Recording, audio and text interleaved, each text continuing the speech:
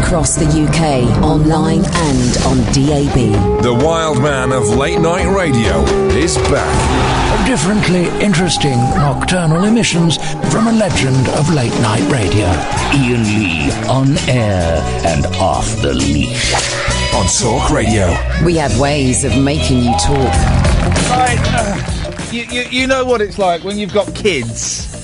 If one has something, then the other has to have exactly the same thing. You know that. You've got the Christmas presents, you've got to have the same amount of Christmas presents. You've got to... I want that. That's not fair. I wanted to have a go on that, and he had a go and he didn't... So, can you indulge me for a bit? 0344 499 1000 is the telephone number if you want to give us a call. The other day we spoke to my nearly 7-year-old. He'll be 7 in a week. We got to speak to my nearly 5-year-old because he's very tired and quite grumpy. So let's see.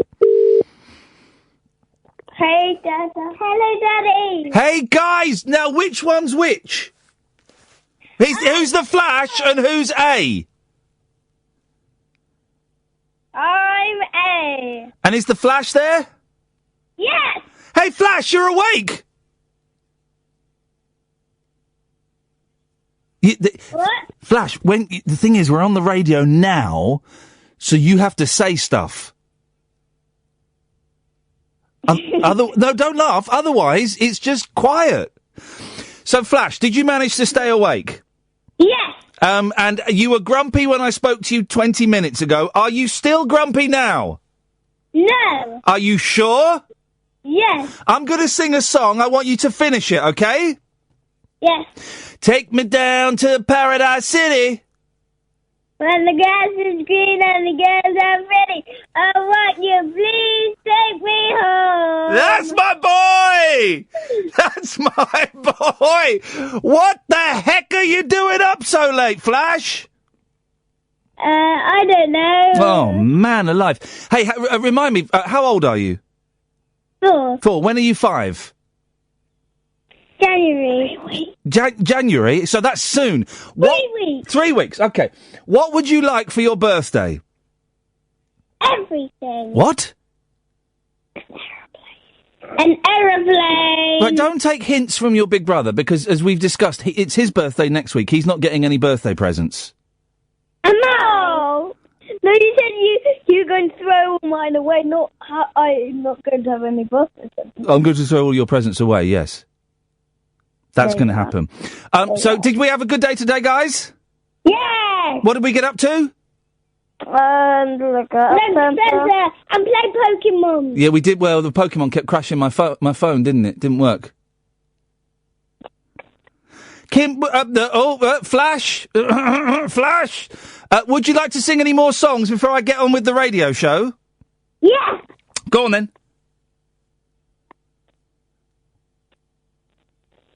Oh. Well, what would you like to sing?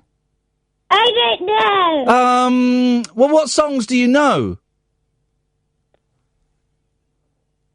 Do you know any Monkey songs? No. Oh, for goodness sakes, you're not my son, then. Take me down to Paradise City and the grass is green and the girls are pretty. I want you, please take me home, oh yeah. Oh, yeah. Listen, we're going to go to the pantomime tomorrow. I need to get on and do the radio show, lads. Are we going? Why? Are we going to the trip? The trip? No, the Twits is not until April. We're going to see Mr. Tumble in pantomime tomorrow. What? What do you mean, what? What are you saying what for? What's what? Hello, little lady. Sorry? What did you call me? Chicken knickers? Little lady. Right, chicken knickers. You're in big trouble now, guys. You guys are in big trouble, okay? I didn't say it, though. Well, who said it? It sounded like you. Come on. Flash, you mean? Yeah. Yeah. All right, guys, I love you lots. Yeah, sure. Dada. Yes, what? Dada. What? Wait, first thing, there's that echo again. Second thing, what are you doing? I'm doing a radio show, dude. I'm doing the radio... Oh, the echo's still there. Right, I'm doing the radio show, and I've got people queuing up to talk to me. Why?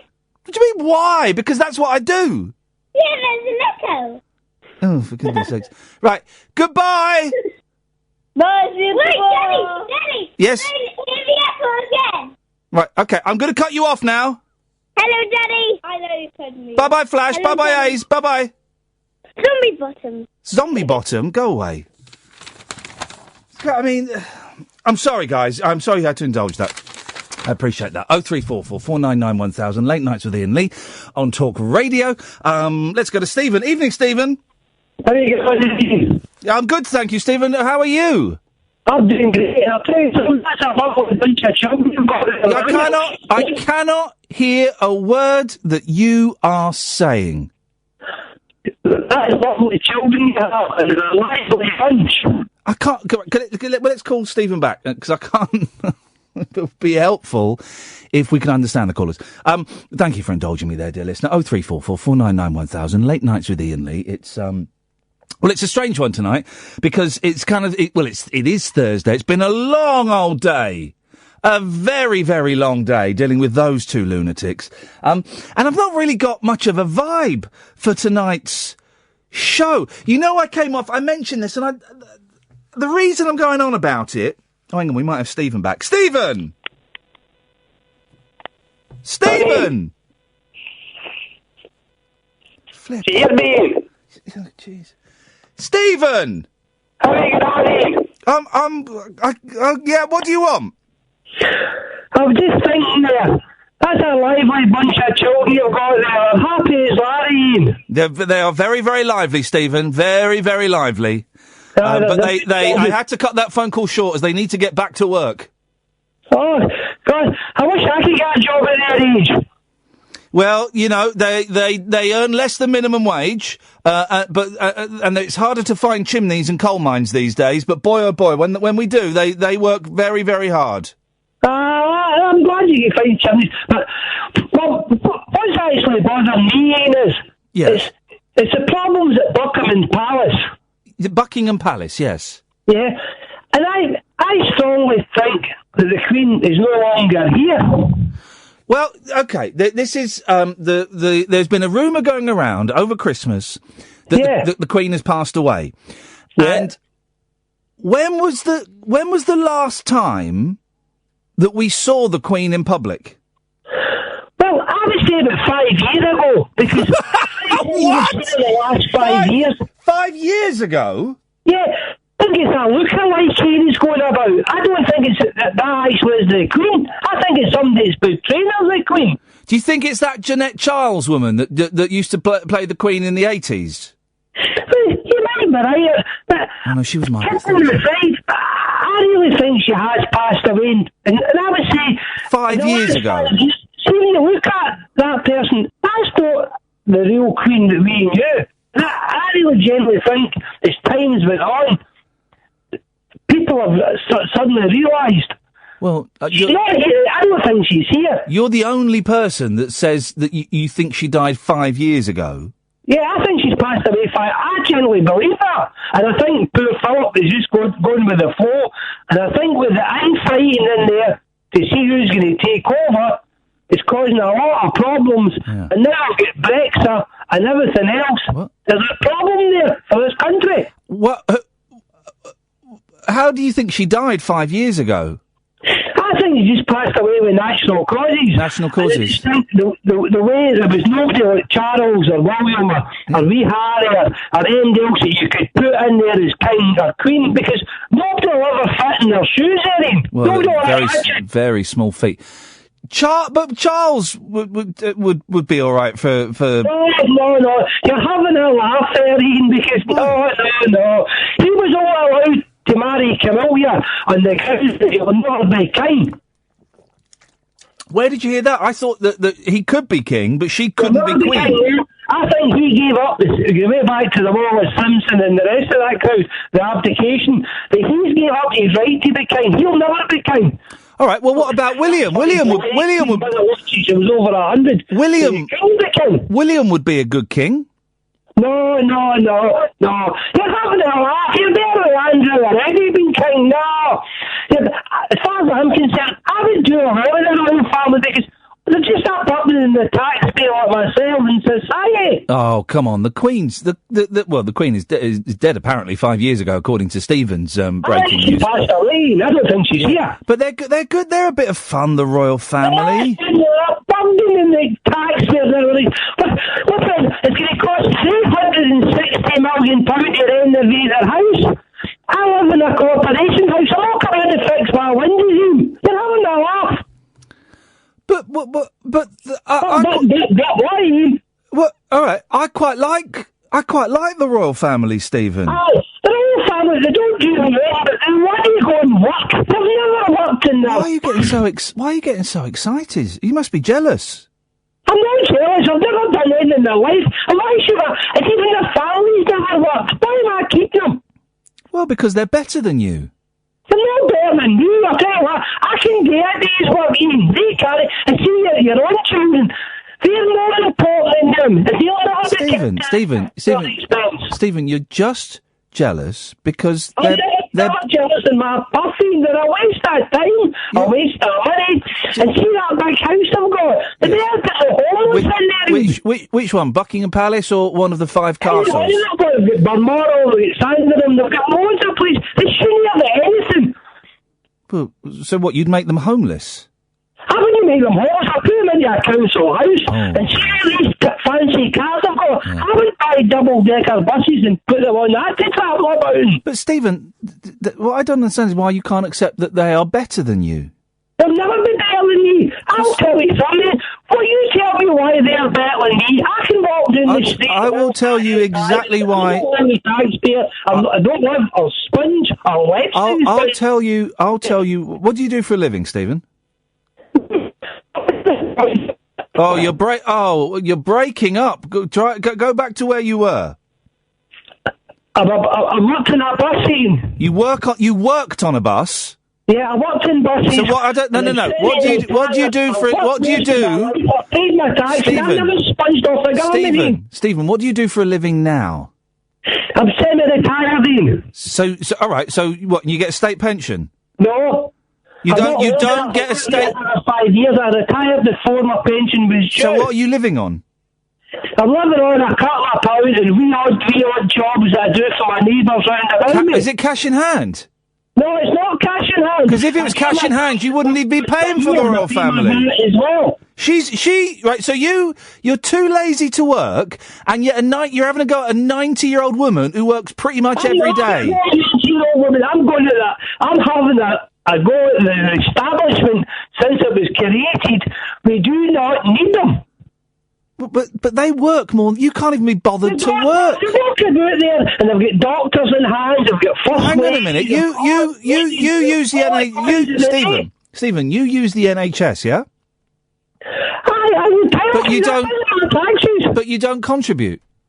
Yeah, I did contribute. I contributed for 30 years. But you're not paying national insurance now. And your sons can go to the NHS and get treated in the back of my taxes, which I think is fair.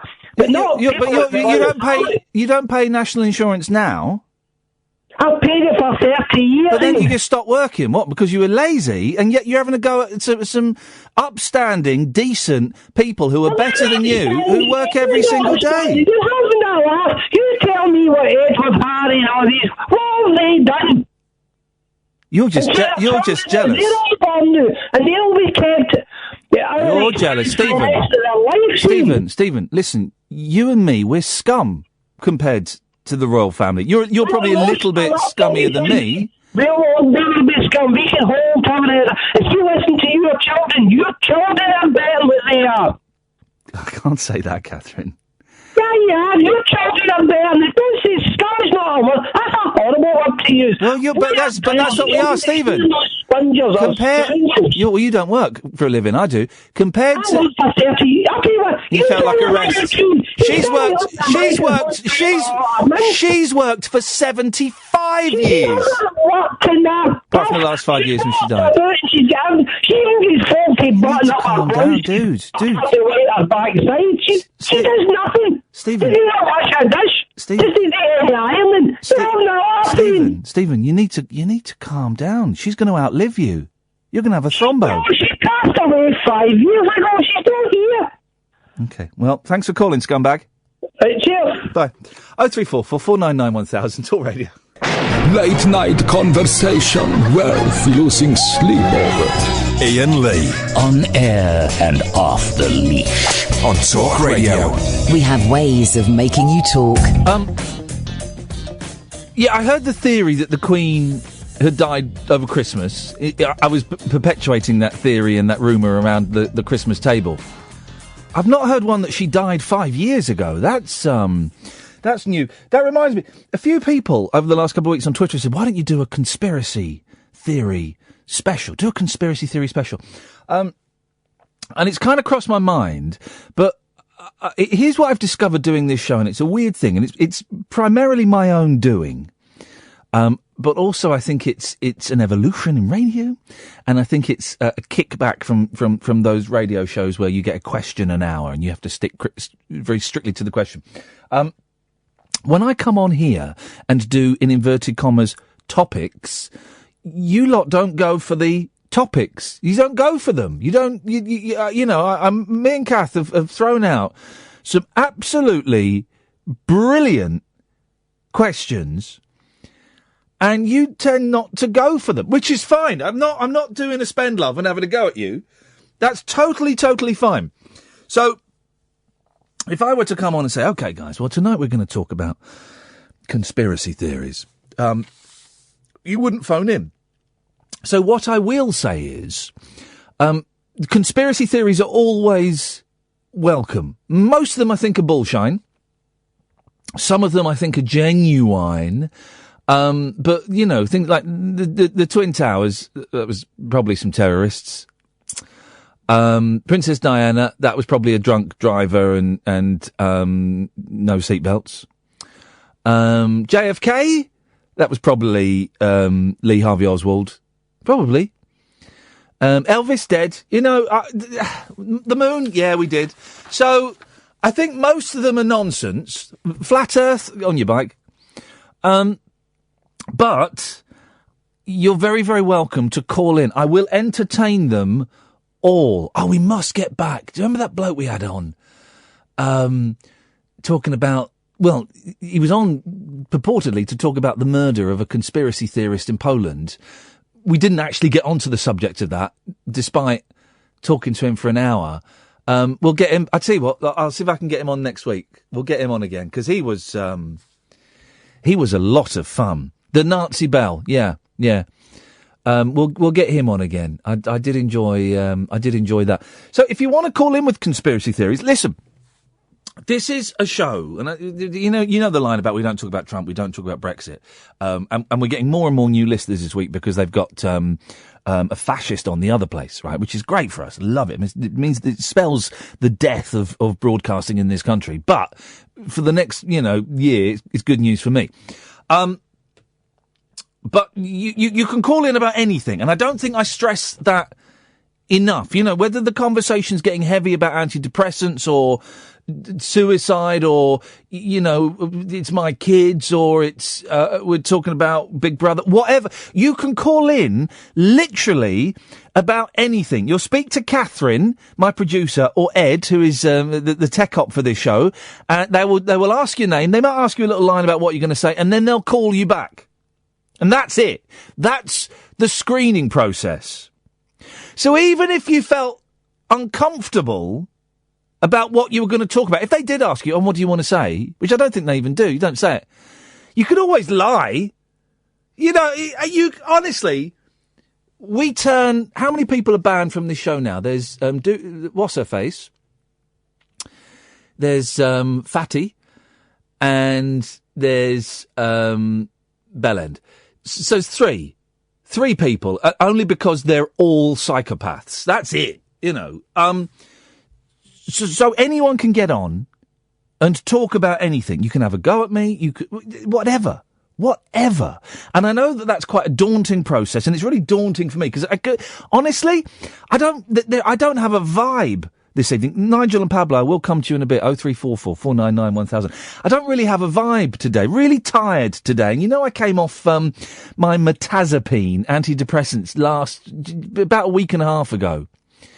And Oh, it's doing my nutting today. Oh, it's doing my nutting. But I lost about £10, £11, and then I started putting the weight on again. I went back last night, weighed myself last night. I was back up to 16 stone again, so that got me down. And then today, my head is... It's not the electric shocks that you get when you come off antidepressants. It's all bubbly.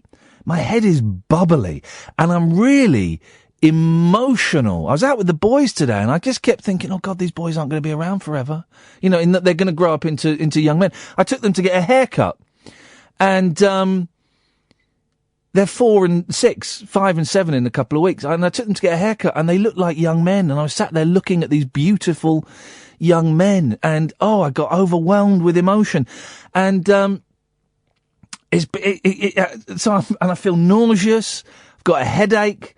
My emotions today all over the place. I've really had to remember that it's primarily chemical at the moment. It's chemical. I'm withdrawing from 30 milligrams of quite a strong drug, and I didn't do it, and I don't recommend anyone does this. This is just what I'm doing. Didn't do it gradually as is recommended. I just did it. I just made the decision. I'm going to stop, and it's going to be a bumpy few weeks, bumpy month, and I'm going to have a go at it. And today I've been questioning everything: my life, my job, my relationships, my role as a dad, the things I've done in the past, my future, my career here, everything. It's been insane, absolutely insane. And I'm really trying to keep it in the moment and be aware that it's a chemical thing, and that this too shall pass, and that everything will be... I'm dreading the weekend. Oh, the weekend's coming up. I'm dreading it. I've got to do Sky on Sunday. I've got to do Sky on Sunday. I have the privilege of going to review the papers on Sky News on Sunday. And I'm dreading it. I'm dreading Saturday as well, because I've got nothing. I've got nothing. I need to sort out the axe for performance ring. But I've got nothing. Anyway, so that's where I am, and the show might be a little bit disjointed as a result of that. One final thought I've just remembered, then we'll take some calls. We're doing a performance ring at the end of February. All the tickets are sold out. I think we've got space for some acts. I don't think I've got all the acts lined up. Hang on a second. Nigel! Oh, God. Hi, Ian. Hello, Nigel. I'm just going to go... How are you? Were you not listening? Yes, I know. Yeah, I've got good job. I wanted to talk about myself on antidepressants as well. Yeah, go on then. So at least I've got something to talk about now, because I didn't know what I was going to talk about. I've got a song in a moment for you. Of course you have. A classical one, singing with Charlotte Church. Oh, yeah. Quite an oldie, but it's called Carrie Fergus, a nice sort of Irish song. Yeah. And I sort of harmonise with her. It's quite good, actually. Anyway, the depressant tablets, I've been off mine for 3 days, and I feel terrible. My eyes are all tight behind... my eyeballs are tight. You know, the tension. I know exactly the tension that you mean. Yeah, and your scalp, you can get a tightness in your scalp and neck as well, which I couldn't lay down last night because I thought I was going to be giddy. Yeah. You know, the tension. And I take 500 milligrams of clonazepam, one a day, 500 milligrams clonazepam. Yeah. And I've been on those for 20 years. So obviously, when I do stop for 3 or 4 days, I will suggest if anyone is thinking about stopping, do it under the supervision of a trained medical professional. I know I can stop them, but I do feel better when I take it because of the stress of my mum and myself, really. Yep. So I need to take at least one a day. I was on 2, actually, and they stopped a whole tablet. Oh, blimey. Yeah, that's not fair, is it? It should have been at least a half stop, not a whole one. Well, yeah. You know. Anyway, what have you got for us? You said you had a song for us. Yeah, are you in a hurry? You do want to get onto it now, then? One quick... I was going to say, one quick thing I'll get in. The doctor said to me once, if you have lots of regular sex, it can keep prostate cancer away. Yes. It's good for you to have more sex. It keeps the prostate Well, how much cancer sex away. are you having, Nigel? Pardon? Would you like to sing the song for us? Yes, okay, here we go. I'll start it off. Hope you enjoy it. And hi to David Price, who's a fan of mine as well. Here we go. Here we go.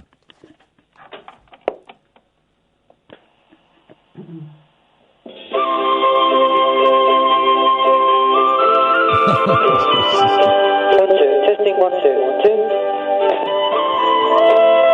2. Is he singing? 1, 2. I'm so confused.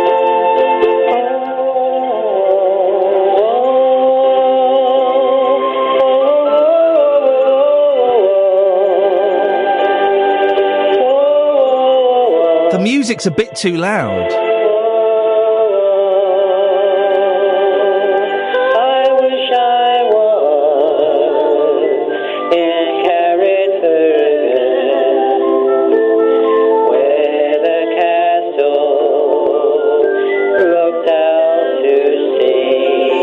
Really understand. Quickly, let's go to a break, and when we'll come back, we'll pretend that we really, really enjoyed it. Here we go. Across the UK, online and on DAB. Late night, Iain Lee on Talk Radio. We have ways of making you talk. I think we dodged the bullet there, guys. Pablo. How do? Yeah, when he finishes, can we pretend that we loved it? Yeah, what's his name again? Nigel. Nigel. Nigel. All right, go, finish it.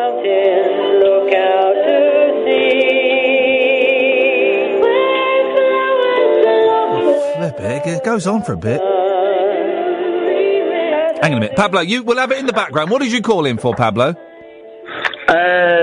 No, just, I was just trying to big up aspects of 2016. Oh, hang on. Hey! Hello. Hey! Oh. Yeah, it does go on a bit, that song, so I thought I'd stop it there. No, that was absolutely, that was brilliant. It's good, wasn't it? I used to be a good singer until now. Yeah, you're still a good singer. Pablo was listening to that. What did you reckon, Pabs? Yeah. I especially like the falsetto moments there. You've got a voice like an angel. The Hanson Boatman bit, because I'm... How did you do the girl's voice, Nigel? Pardon? How do I do? I didn't do it. That was me singing. Tight squeeze. Hey? Yeah. A tight squeeze whilst you were hitting the I was sad about George Michael, because wasn't it terrible, Iain? Well... I mean, he was so popular and, He was, but as my mate Scott said, everyone was making, it was sad he went, right?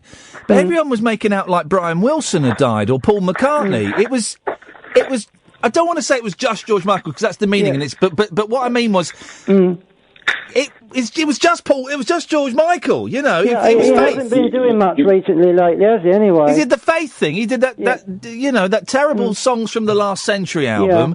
He did Faith, he did some good pop songs. Just two words, one name, Andy Kershaw. I'm just putting that out there now, just think on your... I used to like Careless Whisper. Hang on a minute. What are you saying, Pablo? Well, Andy Kershaw, he got in trouble for saying pretty much the same kind of thing, that it was a bit of an overreaction for George Michael. And did he? Hang on a minute. When was this? Recent? Well, obviously just after he died, I'd imagine. It was about 2 days after he died. What trouble did he get in? Well, he put something out on Twitter, and then obviously it's the modern journalism of 3 people said something bad on Twitter, so it's a news story. So. Well, which you've experienced. Yeah. Well, in that case, no, I don't think we paid enough respect to George Michael. Where the hell is our National George Michael Day? I'm going to do a tribute, a Careless Whisper song for it sometime. Okay. Well, that's something to look forward to. I've got the backing tape somewhere, and I'll try and do a new one. All right. Bye, Nigel. Yeah. Thank you, Iain. Did he really get into trouble for saying that?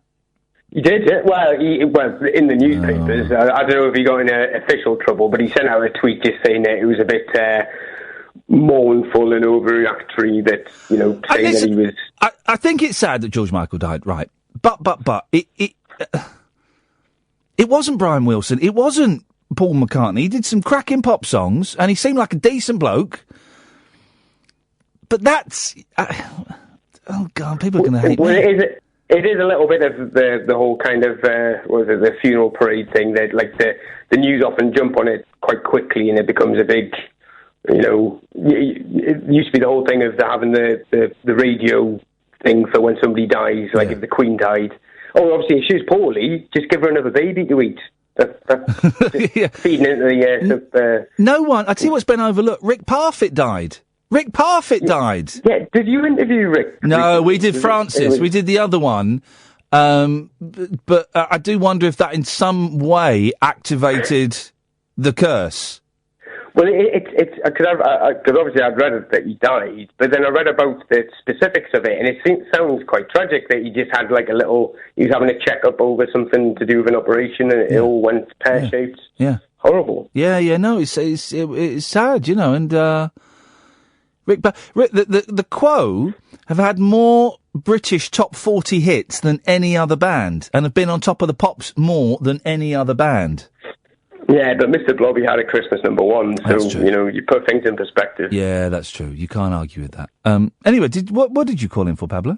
Well, it was just, obviously 2016 has had a bit of bad press. Yes. And personally, I had a son in that year. I got to relive my youth as well. I got to see TerrorVision on there, Hang on a minute, you're phoning in for the topic that we were doing on New Year's Eve that no one phoned in for? Oh, I was entertaining that evening. I wasn't. Oh, boom! Yeah, no, and also got to see Vic and Bob live. So I literally was reliving my teenage years. TerrorVision, Vic and Bob. I should have just had a bit of snakebite and black, and I'd have been happy. Beautiful, living the dream, Pablo. Oh, and also, just whilst I have the time. Just to say that foodtowatchfilmby.com has had a revamp recently, so if anybody wants to go on foodtowatchfilmsby.com, you'll be able to see podcasts, listings, and some lovely artwork by the lovely Adam. There we go. Well, thank you very much, and thank you to the lovely Adam for that. 0344 499 1000. Matt is in Australia. Good evening, Matt. Good morning or good evening. How you doing? I've got terrible indigestion because I've got a sore throat. Whenever I get a sore throat, I get terrible indigestion. Apart from that, I'm cracking. What have you got for us? Well, I'm phoning up basically just to say thank you very, very much. Basically to you, Kath, and the listeners. Didn't mention you, Ed. Sorry, mate. You weren't mentioned, Ed. You're not part of this, thank you. Put fingers in... Sorry. No, Matt. No, listen, I'm not shaming you. You didn't say him. That is absolutely fine. Ed, fingers in your ears. This is for me, Kath, and for the listeners. The listeners get more praise than you do. Thank you, Matt. And the guests. And the guests. Go on. So basically, listen to you, long-time listener, first-time caller. Well done. Listen to you on Absolute. Three Counties Radio, absolutely great, hilarious, lots of bands, obviously a different show. This particular show means a hell of a lot to me. Little things like the Imani Coppola, I think she's fantastic. So getting to know the guests that you're interested in, getting to know you, getting to know the emotions, getting to know about the meds. I've been on meds, I've been depressed. A lot of the stuff that you and your listeners talk about, I can really relate to. Especially, I listened to the podcast. I don't listen live, unfortunately. But I was driving yesterday and listening to you when you were coming off your meds, and you were talking about the electric shocks and all those particular things. Yep. I've got a big issue with the medical profession in respect of the medical profession are very quick to put you on the meds. But they don't really help you to get off them. You're literally on them until you want to get off that crutch, and it's a roller coaster getting off them. I think some of the guests that you've had. I mean, for example, just recently I was listening to the Peter Tatchell. Again, I had to stop and pull over. It was just a different kind of calling. It was fantastic. He was good, wasn't he, Peter Tatchell? We're going to get more fantastic heroes, and that's a very vague, loose, generic term, but just for people that we respect and we think should get a pat on the back while they're still alive. I think also we only see him in the news and actually for a very short snippet doing those things. Actually, hearing the background as to his motivations. I think what motivates him and why does it? It's very selfless, and also it was all about the we. It wasn't about the I. And again, he was. But the reason why the calls this week, the couple of phones that you've had this week, I mean, I'm using a term that Kathy uses, flipping heck. I mean, it was she's common. Unbelievable. Again, those people are very, very inspirational to us and all of us, So thank you to you and this radio station for putting this on and this different type of show. But also, if it wasn't for the guests, we wouldn't have a show, would we? Nice one, Matt. I appreciate that. What are you doing in Australia? Top secret. I emigrated a few years ago, and basically you're the first thing I listen to in the morning when I get up in the morning, and when I drive home. So again, it's my touch point to the UK. It gives that grounding. Now, I tell you what, don't listen to anything else because it's really horrible over here at the moment. It's all gone a bit racist. Yeah, no, it's sad, but oh well. But just to end, I tell you what I do find funny is when I switch on the television here, which is absolutely appalling. Yeah. And but when we get the TV shows that you do the narration on, yeah. Make sure the Laugh Out Loud programs, right? They were it was either last year or I think it was last year. There was in Australia there was this cooking program that had been really, really hyped as the next big thing, and it flopped miserably, and they pulled it after about 4 episodes. And they scrambled. Your show was bigger. Yeah, they scrambled around for something to fill the slot, and they just put this clip show that I do the voiceover for, and they just thought, we'll put this on and it'll be a good filler. It was the highest rated show on Australian TV last year. Yep, that's fantastic. But it's fantastic. There's some funny bits in it. We're doing a new series, and there's some very, very funny bits in it. You know, they are what they are, but we got some good stuff. Hey, Matt, listen, nice one, man. I appreciate your call. Thank you. Keep smiling. Take care, mate. Bye-bye. What a nice guy. Yeah, the #1 show in Australia. And you get sarky people on Twitter going, look at you, voicing Laugh Out Loud on Channel 5. Yeah, all right, mate. Well, each episode of that pays my mortgage for 2.5 months, and leaves me a little bit of change. And #1 show in Australia. Despite all of that, the thing I really liked most about Matt's call was the fact that he excluded you, Ed. And we heard in James's show you being described as an annoying Australian producer. Racism, you see, it's casual racism. It's everywhere. Oh, and who do we blame for that? Who do we blame? We blame Kath. 03444. Well, you came into work blacked up, Kath. You thought that was appropriate. And you should see what she wears for the Chinese New Year. 03444 499 1000. And I really don't think that doing that for Diwali is appropriate. 0344 499 1000. Chris, stay there. Going to come to you in a bit. Late Nights with Iain Lee on Talk Radio.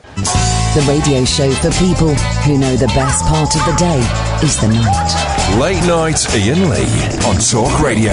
We have ways of making you talk. Evening, Chris. Evening, Iain. What you got for us, boss? I kind of feel a bit redundant now because Matt said pretty much everything I wanted to say. Oh. I've over the last since February, I've been slowly rebuilding my life, and I've refound yourself on this beautiful radio station. Thank you. You've been there through my ups and my downs, and I'm celebrating a month off metazapine myself. What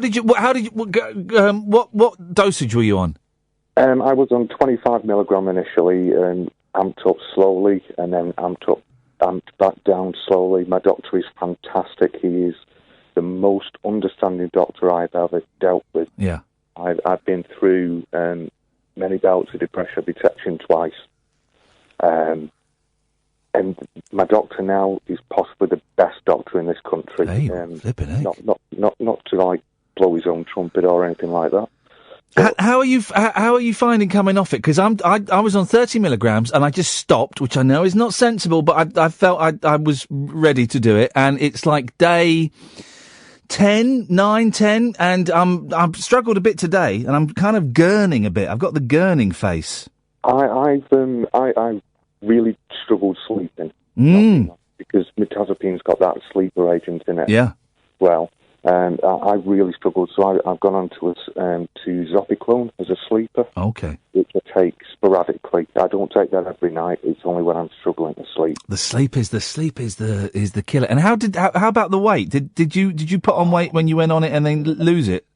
I've yo-yoed weight for years because of all the antidepressants that I've been on. It does slowly come back off. It really does. I've been as big as 22 stone, and I'm down to 16 now. I was 16.7, then I came off it and I lost 10 pounds in a week, literally in a week. And then just the last couple of days, it's just started going back up again. And I'm I tell you what, I'm worried about it because I'm thinking, well, if I'm going to put the weight back on, I might as well go back on the tablets and at least get a decent night's sleep and not be full of anxiety worrying about every decision I've ever made in my life, because that's where my head is at today. I speak to your doctor and see if you can get some form of mild sleeper agent rather than going back on an antidepressant, because it's the sleep that works. But I'll not to try and echo what Matt has said as regards to you're a massive help through this, and I don't think you understand how much the help that you are. Well, I really don't think you understand how much you help people just being frank and honest, mate. I really don't. Well, thank you, Chris. But what brought me back to you was when you did the interview with Stephen Page. Oh, yeah, wasn't that good? He came in for it. Well, because we had him on the phone to start with. I think he was the first guest, and it was a little bit awkward because I think he double books. And so he was on the phone, and you could hear him talking to someone in the phone. But when he came in the studio for an hour and basically just did a private concert for me and Kath, flipping, dream come true. Well, I travelled down to London the next day. Did you go and see it? I watched it. I went and watched it. He did it, for those who missed it, Stephen Page was in the Bare Naked Ladies. It's Ben. And he does solo stuff now, and it's brilliant. And, he didn't have a concert booked, but he went to Regent's Park in London, sent a little tweet out saying, I'm going to be here, and then, just played guitar and sang for a couple of hours, didn't he? It was utterly fantastic. Legend. I didn't stay for all of it. It was the most relaxing hour that I spent in any park anywhere. But you were talking about conspiracy theories. Yes. Yes. Did you realise that this year is the year that they're going to unleash the JFK files? They're no longer classified. I did not know that, but isn't there a thing that they can still have massive redactions in? There'll still be some redactions. So if there was a line that said JFK. The murder of JFK was arranged by, let's say, Richard Nixon, and he hired 3 gunmen. That'll all be redacted out. I would imagine so, yeah. But it will give us a more clearer understanding of it, wouldn't you say?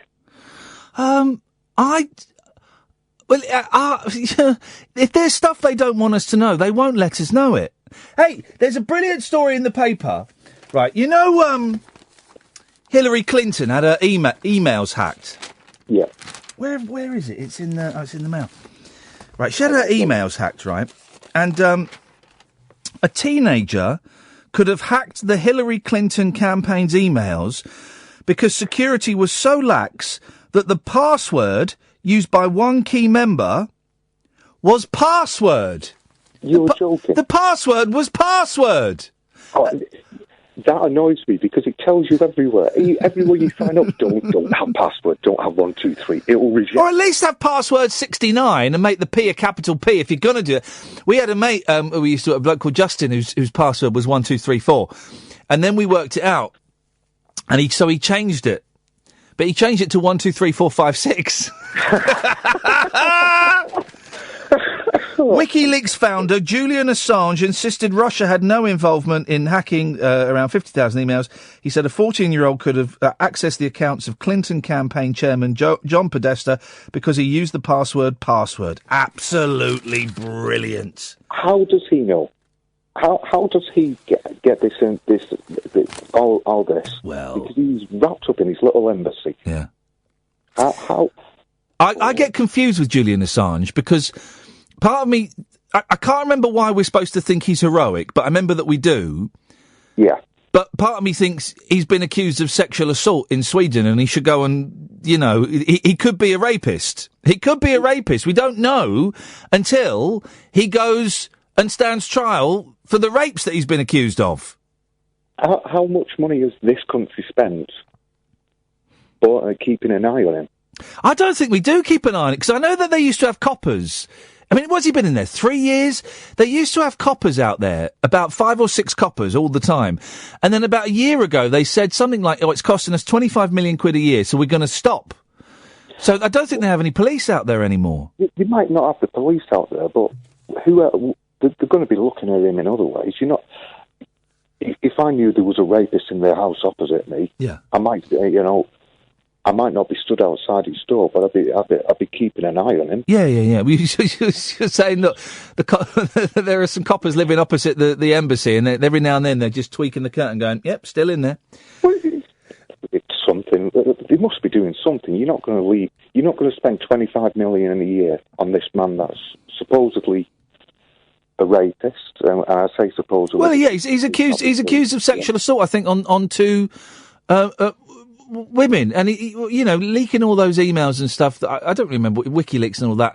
There was something noble about it, but he's got to stand trial for sexual assault. Because he could be a rapist. We don't know.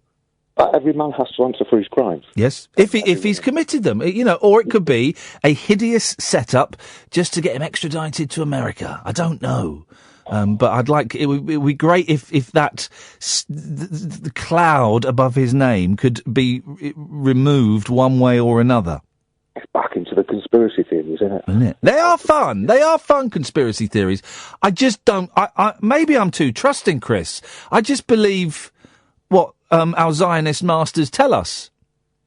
You've got to take everything that we're told with a pinch of salt, because we're a nation that has to be controlled at some degree. Or there be rebellious uprisings left, right, and centre. There needs to be some form of filter as to what comes out to us, because you're saying you can't handle the truth. I don't think as a species we're set up to be able to handle everything that's thrown at us. I think there's only so much that any human being can deal with in any one sense at any one time.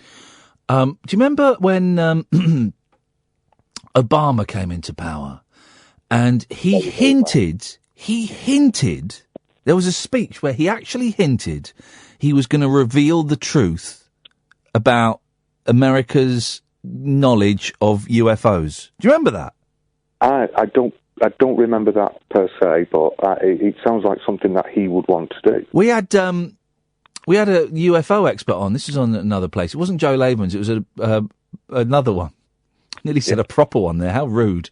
But it was another one, and he was adamant that Obama had let slip that he was going to reveal the truth about UFOs and stuff, and but it never actually happened. Obviously. Well, Obama wanted to shut down Guantanamo, and that's hardly happened, has it? I mean, granted, he has removed quite a lot of prisoners that were held there, but Trump's going to put them back. Trump wants to put them back. Oh, he's going to be disastrous for this plan. Or he might be. Oh, do you know what? I think he'll be all right. I don't think there's going to be a nuclear war. And can you see him serving his full term? Well, I still predict that he'll be assassinated before the inauguration. I hope so. Well, no, you can't. No. Listen, no, because we're not going to perpetuate. That's not how we win and stuff. We're not going to perpetuate the hate and the violence. I don't want him to. It would be interesting if he did, but I don't want him to. But my prediction is he will be. He won't make it to the 20th. Oh, okay. I'll just take a step back and say, rather than saying I want it, I'd like to see what happened if there was an attempt made. Right, that's well done, Chris. Thank you. I appreciate your understanding. Is it true that Eminem's playing at the inauguration?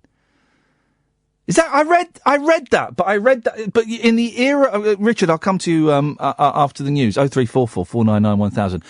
I know the Beach Boys are considering it. Mike Love is friends with Donald Trump, so why wouldn't they? But I read in an era of fake news and clickbait, I read that Eminem was going to... Have you found anything? Because wouldn't it be brilliant if Eminem did it, but kind of let rip? He laid down some fat beats and some wicked rhymes about what a belle Donald Trump was. He destroyed him with a rap. But maybe... well, he hates Trump, does he? Okay, well, that's why he destroyed him with a rap. With a rap battle.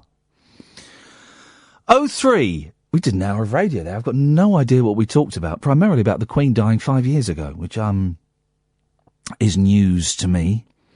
I told you it's a show about literally anything. 0344 499 1000 is the telephone number. 0344 499 1000. You call up, you give us your name, we call you back. It's as simple as that. And you can come on and talk about absolutely anything.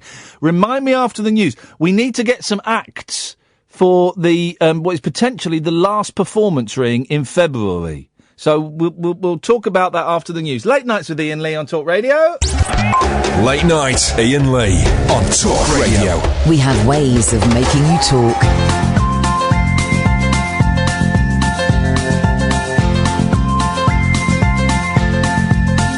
There's a voice that keeps on calling me. Down the road, it's where I'll always be. Every stop I make a new friend. Can't stay for long, just turn around and I'm gone again. Maybe tomorrow I'll wanna settle down. Until tomorrow I'll just keep moving on. Down this road that never seems to end. When new adventure lies just around the bend.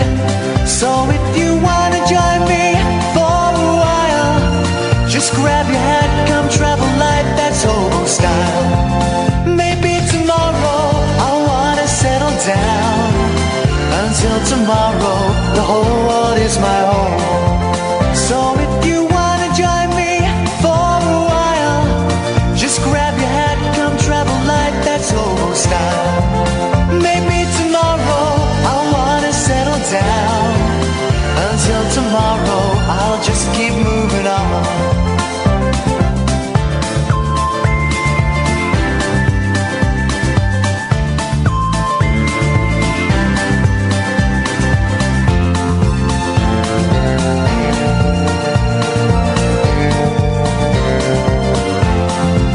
Maybe tomorrow I'll wanna settle down.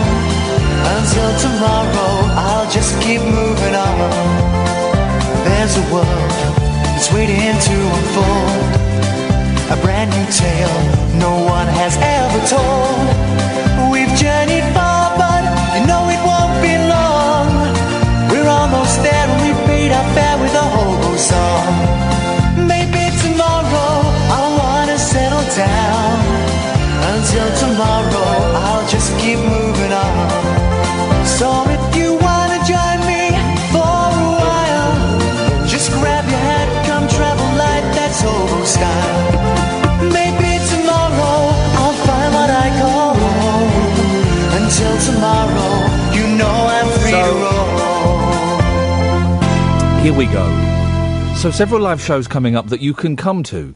The first one is on Sunday the 19th of February, and then there are tickets still for. We're not quite sure what it's going to be, but there are tickets for it. Sunday the 19th of February in London, of course. Of course!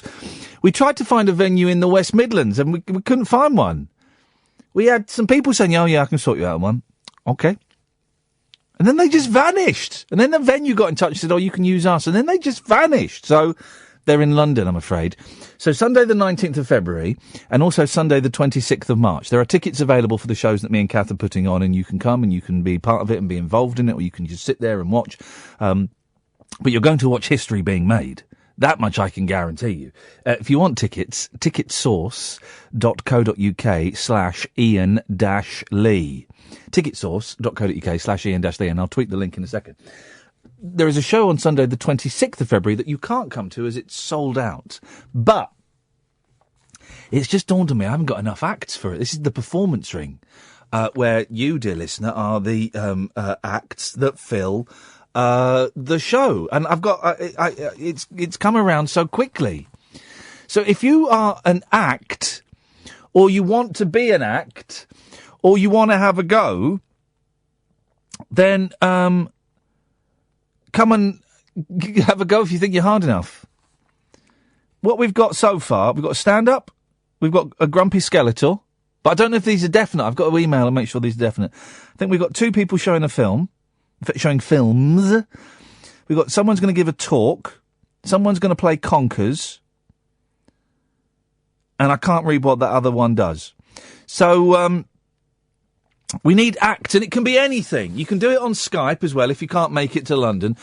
It can be anything. In the past, we've had someone pushing a wheelbarrow across the stage for 10 minutes, and we've had a young lad eating custard. So it really can be as far out there as you want. Now, we haven't got any tickets for the event, but we do need some acts. So, Iain at iainlee.com is the best email to get me on.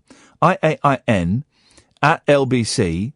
No, I'm reading the word LBC there. Look, someone sent me a tweet about Katie Hopkins. Not quite sure why. Iain at iainlee.com. If you want to have a go at being an act, and if you want to get tickets for the show on the 19th of February or the 26th of March, ticketsource.co.uk/Iain-Lee. Richard, who hates the North. Oh, I'm so glad you mentioned that. Yes. Well, no. It says on my screen, Richard, enemy of the North. This is to say that someone puts on events as well. I usually book acts and then struggle to sell tickets, and you sell tickets and struggle to book acts. I know, we've been very lucky, but this is, I think, the performance ring, because the other ones we're doing are slightly different. There is a thing called the rabbit hole, but the performance ring, this is going to be the last performance ring, probably not ever, but we won't be doing another one until the summer. So if people are thinking, I want to get involved and have a go at it, well, then, send me an email sharpish, because I only need about another 4 acts, and then we are done. We won't be doing another one. At the earliest, it will be the summer, because we've got other projects to focus on. What shows do you put on then, Richard? I put on Technical Nuts, which is it's a slightly different thing, I guess. Well, they're all the same. They all require booking and planning and sitting down and doing running orders and stuff like that. And they're all much more stressful to arrange and organise than they should be. Yeah, the last one actually took tickets off sales 2 days early, and I wondered why ticket sales had dried up, because usually the just leading up to the event, that's when you sell the most tickets. Yeah. And I was like, why is nobody buying any tickets? And I'd actually taken them off sale. Oh, no! You absolute nana!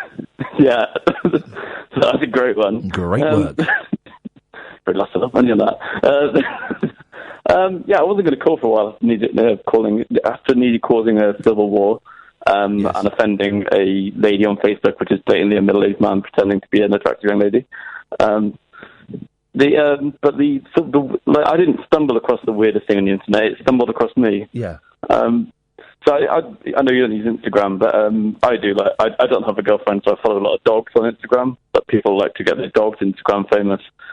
So Instagram is sharing photos, yeah? Said the old man. Yeah. So people create accounts for their dogs and just put pictures of their dogs on. But in order to make their dogs more popular, they spam your photos and things like that, or follow you and then unfollow you. Same thing with Twitter. Yeah. And I got this follow today from an account called Beagle Poops. And I thought it was someone's cute name for their beagle. And went, no, it's an Instagram account dedicated to photos of beagles in the act of defecating. Oh, sweet. What's it? Hang on a minute. Specifically beagles, by the way, not just all dogs. What's it called? Specifically beagles. Beagle Poops. Beagle Poops? Yeah, so Instagram.com/Beagle Poops. Hang on a minute. And this isn't just someone's gone, I'll set this up for a laugh. It's got 12,000 followers and they've got 363 there's loads of beagles having a dump. That is insane. And one of the other weirdest thing about it is when there's actually any waste visible, they censor it. So they put an emoji over it. Oh, look, but Christmas... that is the weirdest. Oh, those poor beagles. I was a puppy. Oh, look at that. Look at the eyes on that one. Oh, that's... Why would someone do that? I don't know. And why do 12,000 people follow it? That's kind of that's kind of incredible. There we go. We'll tweet that. I've been for the last hour. This only happened about an hour ago. You can sit here and say, why? There's supposed to be some joke I'm missing, or maybe I missed out on the big meme of last year or something. But it's just beagles squatting and pages and pages and pages of them. That is absolute genius, and you have to respect people that go on the internet. I can see Kath and Ed loving it. That go on the internet and use it for that. I mean, it's just, why would you use it for that? I think one of my favourite things as well is, like, it would be weird enough if it was, like, dogs squatting. Yeah. But they've specifically chosen beagles. They've made a niche already. But and how did you... surely a limit on photos. How did you stumble across that? So they liked one of my photos in sort of an attempt to get me to follow them. Oh, It's sort of like a common spammy attempt on Instagram. Blimey. But surely this stream of photos is going to dry up one day. No. Well, but the beagles have always got to poo. They've always got to poo. And someone's always got to photograph it and send it to an Instagram account dedicated to it. Yeah, totally, man. That will never dry up. That's all I would say, really. Nice one, man. Thank you very much. That's right. Speak to him, bud. Bye. I mean, that really is an incredible usage of the internet. And Kath, you're right. They're doing faces. They're all doing faces. It's like my cat. The most, not the dog. Dog doesn't care. She'll do a whoopsie anyway. No, it doesn't bother her at all. But if you make eye contact with the cat when she's doing a poo, oh God. Everyone's humiliated. She's humiliated. I feel uncomfortable. It's dark days. My youngest, who you heard an hour ago, the Flash, got into bed with me this morning about 6:30. And he got into bed and he said, "Daddy, can I go for a wee?" I said, yeah, of course you can. So he got out of bed, went to the bathroom, turned all the lights on, of course. He did the longest wee I've ever heard in my life. It went on for ages. I was in bed thinking, flipping heck. I've never done a wee that long and that powerful. It's like an elephant. I couldn't believe it. How could that much urine be? He's only tiny. He's not 5 yet. How could there be that much wee inside a boy of that height? I don't understand it. 0344 499 1000. Dennis will come to you after this. Late night Iain Lee on Talk Radio. We have ways of making you talk. Kath's got a boyfriend. Kath's got a boyfriend. Someone's sending outrageously flirtatious tweets. Oh, by the way, let me go to Dennis, because you never know how long you're going to get before he passes away. Dennis! Good evening. Now then, why can't you come to Luton Library like we did last time? It seats 400 people. Yeah, well, I was... And you could then give 2 fingers up to the 3 counties. I was performing in Luton about a month ago. Were you? Yeah. Yeah, I was actually. Oh, yeah, I was. Yeah. At the Bearcat Club. Yeah, well, as I say, you could give 2 fingers up to 3 counties. I wish those guys every success in the future. Well, that's all right. Anyway, did you make sure your little lad wasn't got the bath taps on while he was having a pee? No, I did. Honestly, I'd never heard anything like it, Dennis. I couldn't believe it. Well, I reckon that's what he should have got out of bed and had a look. He probably had the bath taps on. He might have done. Yeah. But they've been really making me laugh today, and I'm taking them to see a pantomime tomorrow, which is a bit late in the season. But I think it's the last day of the panto, so we're going to go and see that. So we'll have a little bit of fun, Dennis. Yeah, that's the best way. That's the best way to treat your kids. Yeah, it is. Just have a laugh, isn't it? And of course it is. My youngest as well is also singing really obscure Monkees songs, really obscure. We're in the car the other day, Dennis. Right? Yeah. And I need to. I don't know if I've got the thing here. Hang on. I haven't got it. Anyway, my throat's gone. We're in the car the other day, and my boy says, "Right, Daddy, can you play a song by the Beach Boys?" I said, "Yes, of course I can." What is it? He said it's called Yesterday, and I went, "Oh, that's the Beatles, but I will find it for you." So I started playing the Beatles Yesterday. He went, "No, that's not it. That's not the song at all." And I said, "Okay, right. Well, give me a bit more." He says it's not called Yesterday. It's called Tuesday, and it's by the Beach Boys. And I'm thinking, I don't know. I'm trying to think. And I said, "Is it Sunday?" And he said, "Oh, it might be." So then I played Pleasant Valley Sunday by the Monkees. He said, No. It's Wednesday by the Beach Boys. So we're listening and going through everything I can find. And this goes on for about 20 minutes in the car. And eventually, after 20 minutes, he goes, No. It's sung by a girl, right? It's sung by a girl. And I worked out it was this.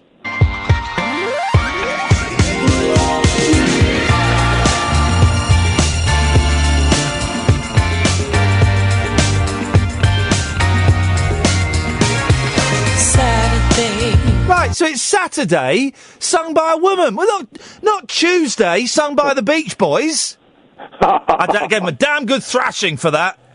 Well, I'll tell you what, you do the best thing pleasing your children, because don't forget, you're getting older and they're getting bigger, and soon there'll be a crossover. Yes. If you mess them about, stand by, brother. I was on a cruise, and a fella chucked his youngster into the 6 foot end, and the poor little sod couldn't swim at all. Yeah. And he came up gasping, and his father was laughing. I'll teach him. I said, yeah, I'll teach you. I said, that child is now forgetting. He'll never forget what you tried to do to him. Yeah. And he's getting bigger and you're getting older, and one day there'll be a crossover point. So stand by, brother. You're going to get your head filled in. Now, everyone's so violent tonight.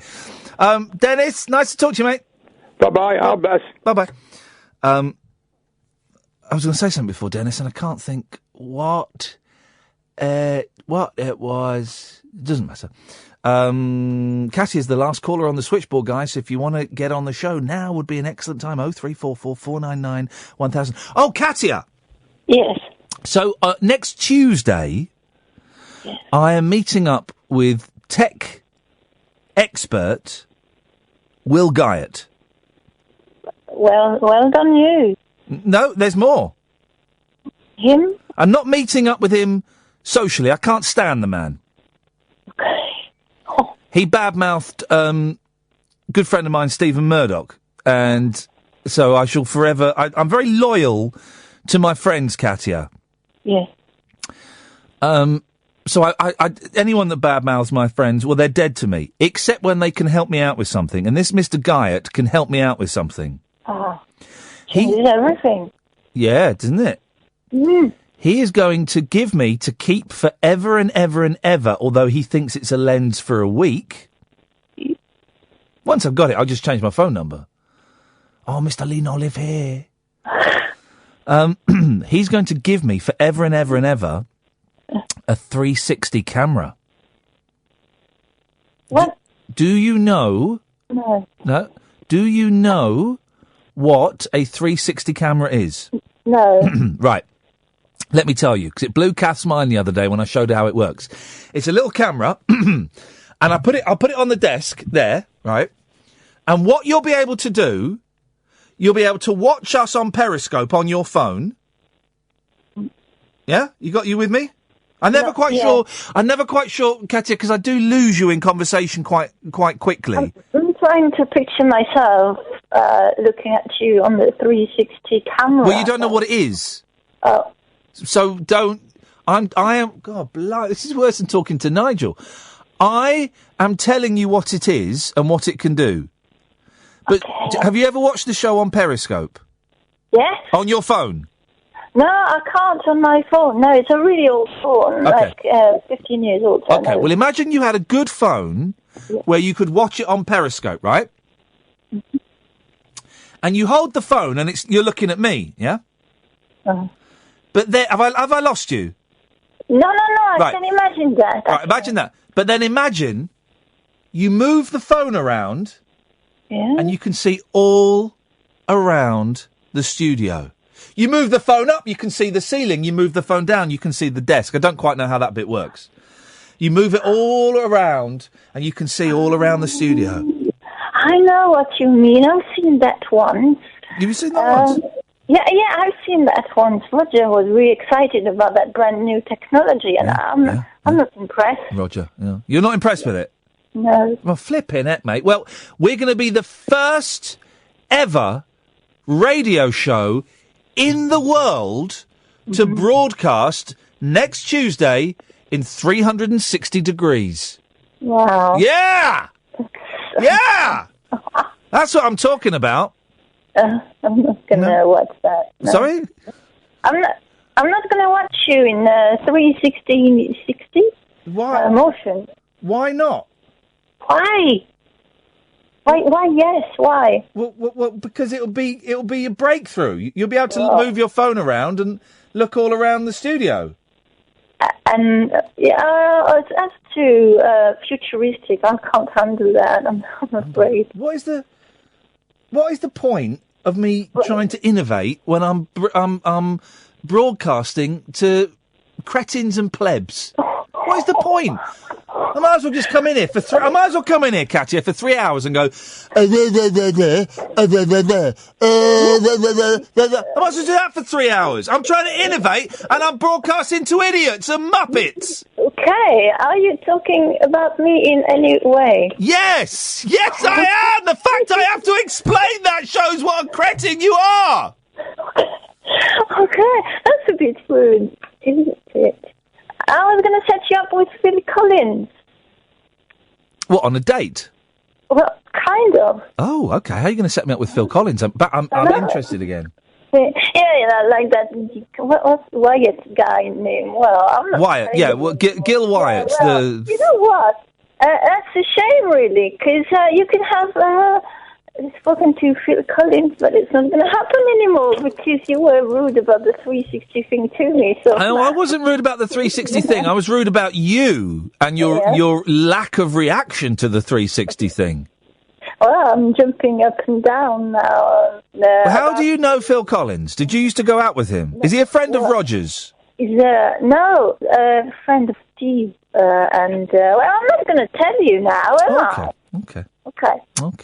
Right. Okay. I was calling almost as if it was all made up. What? The Phil Collins thing. Almost as if you didn't have an in with Phil Collins. I do. Kind of. Little. Kind of. I do. Kind of. That means no, I don't. No. There's a small possibility. Yeah. I could arrange something. Oh. But there isn't. You're not even getting me hot, Katia. I'm not even hot because I ain't falling for this. Well, because you were rude to me, so that's why it's gone. All right. So, and that's why you're lying to me because I was rude to you. Yeah. Right. Okay. What? Do you want to know about this conspiracy theory or not? Well, sure. Go on. Why not? Okay. Have you ever heard of the straw man conspiracy theory? No. No. Well, me neither. But my friend, who started by being a vegan, and that's fine. I mean, I wouldn't mind being a vegan. So you're judging him for being a vegan? No, I'm not. No. But I do not. I'm not. No, Jake Yap, who is a vegan, he's not mad like my friend, is he? So. Well, hang on a minute. I've not said that vegans are mad. You've said that, Katia. Why are you so down on vegans? They've made an ethical decision, and you have to respect that. It's not that. Yeah. Well, you just said that they were mad. I didn't. No, I didn't. Okay, let's forget about that. Okay. Okay, so my friend, I'm going to say his name, but anyway. Steve the vegan. The Stevegan. He started with that. He ended up with a straw man conspiracy theory, which is that the government buys your when you're born. There's a birth certificate, and the government they buy your birth certificate for £3 million, and then the state owns you. Well, that's why I don't believe the theory at all, but my friend does, and he tells me that's why you shouldn't pay your council taxes. No, it's fair play. It turns out Steve is mad. Literally makes none of that makes any sense. The government do not buy your birth certificate for £3 million and then own you. Yeah, and he said to me, look at your birth certificate. And first of all, I can't find it anyway. But if you look at it, everything is written in capital letters. Right, so is everything so is every note I write. I only write in capital letters. So you're owned by the government, sort of. But you have to look it up. It's completely crazy, and but kind of useful. I'd rather look at Beagles doing a poo. I'd rather look at that than a 360 camera. Right, bye, Katia. I'm not listening to that. Utter Philistine. We'll be the first. will be the first ever radio show in the world to broadcast in 360 degrees. Why would you not want that? You know what we need to do to make it worthwhile is we need to get in the studio. We have a sofa in the corner. We need to get someone really famous on the sofa, but they don't say anything for the whole show. They sit there for the whole show, but they don't say anything. But people can turn around and look and go, oh, look, it's, I'm trying to think of a big star, Duncan Bannatyne. Or Lulu. Oh, look, Lulu's there. Why isn't Lulu speaking? And Lulu doesn't say anything. Lulu and Duncan Bannatyne. Let's go nuts. And they don't say anything for the whole 3 hours, but you can see them. That would be funny, wouldn't it? That would be worth doing. How can we do it, Catherine? Don't say with cutouts. I want the real, no, you're not your masks. I want the real Lulu and I want the real Duncan Bannatyne to sit on the couch in this studio and not say anything. Just tell them it's going to be groundbreaking. The first radio show to broadcast in 360 degrees. 0344 499 1000. Late nights with Iain Lee on Talk Radio. Uncut after-hours conversation for the up all-night generation. Late night Iain Lee on Talk Radio. We have ways of making you talk. Steve! Hip, hip, hip! Hey, that's what's been lacking recently. Hang on a second, Steve. Sorry, someone's just calling in. Dennis, you've been on already. Yeah, I know, but listen, I'm volunteering to sit right at the front with not doing anything, like I did at the Lulu. You're not we want someone famous like Lulu. Well, they kept passing me and saying, you're Dennis, and I've never spoke to anyone in my life. Yeah, thank you, Dennis. Anyway, sorry about that, Steve. It was not what I was expecting. The enthusiasm, guys. This young man is full of vim and vigour, and that's what we want more of. Good evening, Steve. Good evening, Ian. How are you? I'm all right, fella. What you got for us? I haven't really got much, to be honest with you. Beautiful. But I thought I'd give you a ring because I might be able to help you out for your performance ring. Oh, yeah, go on. So, because I'm going to start doing some magic, and I need somewhere to... Oh. What do you mean you're going to... What do you mean you're going to start doing some magic? When are you thinking of starting doing magic?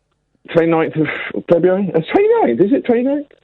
I like you because you haven't got a clue what's going on. You're nuts. I'm scared, man. Honest, seriously. The 26th of February. That's the one. That's only 3 days from 29th, isn't it? You want to come... Have you ever done magic before? Yeah, no, but for children, you see, I want to branch into adult magic. A little bit blue, something for the dads. Well, you're not blue. Suggestive, I would go. I wouldn't go blue. I love the idea, and years ago I did a variety night. I used to host a variety night. And it was the idea from it came from, I was taking my kids every Saturday morning to see children's entertainers. And I love the idea. I'm not saying this is what you should do, but I do love the idea of children's entertainers performing for adults, but still doing the same act. Yeah, no, I get that a lot. They say, do you do adult stuff? And I say, no. You should do it, but go and do the same act. No. Well, I could, but I really want to try and get me... Right. Steve, head out, as it were. Well, then you're booked. Oh, bless you. Do you want me to send you an email? Yeah, send me an email, Steve, with the secret password Lemon Drizzle, so I know it's you. I didn't say Lemon Drizzle, I only said hip, hip, hip. Yeah, no, I said Lemon Drizzle. That's the secret password, so that when you email me, I know it's you and not someone else pretending to be you. Yeah, you know that falls down a bit, don't you? No. Because, you've got at least... I don't know how many listeners now. All right, I tell you, I'm going to give you a secret password. Then I'm going to press the dump. There we go. Well, that'd be interesting, wouldn't it? Yeah. Did you hear the password? It's the same one. Don't say that, Steve. Oh, that's mad, isn't it? Don't say that. All right, change it. Just reverse it. Drizzle lemon. Drizzle lemon. I used to be able to speak backwards. Lemon, Nomel Elzid. I only know swear words backwards. Doogie Rev. I know my name, Nevets. I could do that. Nevets. Well, this is the thing with speaking backwards. Do you speak backwards so that you say it as it's written, or so that if you were to record it and then play it forwards? Yeah. So Steve is Veets. Is it? Is that if you're recording it? Steve Veets. Iain, nay. Eel nay. Good. Doogie Rev. Do you remember that guy? Who? Doogie Reg? Do you remember the Doogie Rev guy? No. On the adventure game. And he would come out and speak backwards. Doogie Rev. When was this? On the telly. Was it black and white? No, shut up, you muppet. It was in the 80s. Oh, no. I was out enjoying myself in the 80s. Oh, I was at home watching Tea Time TV. Doogie Rev. It was Doogie Rev. Doogie Reg. I'm going to write that down. Well, don't, because you're writing it wrong. It's Doogie Rev. Is that with 2 Gs? Doogie Rev. That's backwards, isn't it? You know. Yeah, we're having a conversation about speaking backwards. Yeah, I can't even speak forward to the best of time. Yeah, that'll be it. Well, your magic actor better not be rubbish. Well, that's what I'm hoping. No see, pressure. I thought they're so lovely at performing. I've seen them on Periscope. Yeah, we're going to make this next one vicious, though. I've decided we're too nice, so we're going to make the next one vicious, and people are going to start. Like if something's rubbish, we're going to encourage slow clapping. Oh man! Yeah, it's going to be a real tense old night. Actually, people are going to get bloodied. No, all right then. I can cope with that. Nice one. All right. Well, I thought I'd ring you now because then people will get to know me if I ring again. Oh, look at you! You're working the crowd. Well, no. Yeah. But I think it's always nice about seeing performance ring that you know the people that ring in. That's I know what you say. Yeah. I know what you say. And then also they might be more gentle and say, "Oh yeah, I heard you talking to Iain," and you really don't. Can you do a trick on the phone? Think of a card. Yep. What is it? The 3 of diamonds. No, Mother's Day. But he's got material. He's got material. I love a bit of magic. We had the first. Was it the first one that Chris came and did some magic? Yeah, the first one we had a guy that had he'd practiced magic for years in his house, and he'd never had the courage to go and do it in front of an audience, and he came and did it in front of an audience. It was brilliant. Yeah. That's what worries me. Because it's all right doing it at home, but we're doing it in front of an audience, it all goes wrong. Listen, the thing about Performance Ring and what makes it so special is that it is a very supportive environment, and people will be hoping that you do well, and if you don't do well, they'll all be patting you on the back going, it don't matter. No, that's what I'm hoping, really. Yeah, it'll be all right. Whereabouts do you live, Steve? At home. He's clever, this guy. He's clever. Good stuff, isn't it? Yeah. I live locally because there's no point living too far from your house. Yeah. This is my always. Redditch. Where? Redditch. Where's that? Redditch. It's 18 miles from Birmingham, near Stratford-upon-Avon. Oops, sorry. Hey.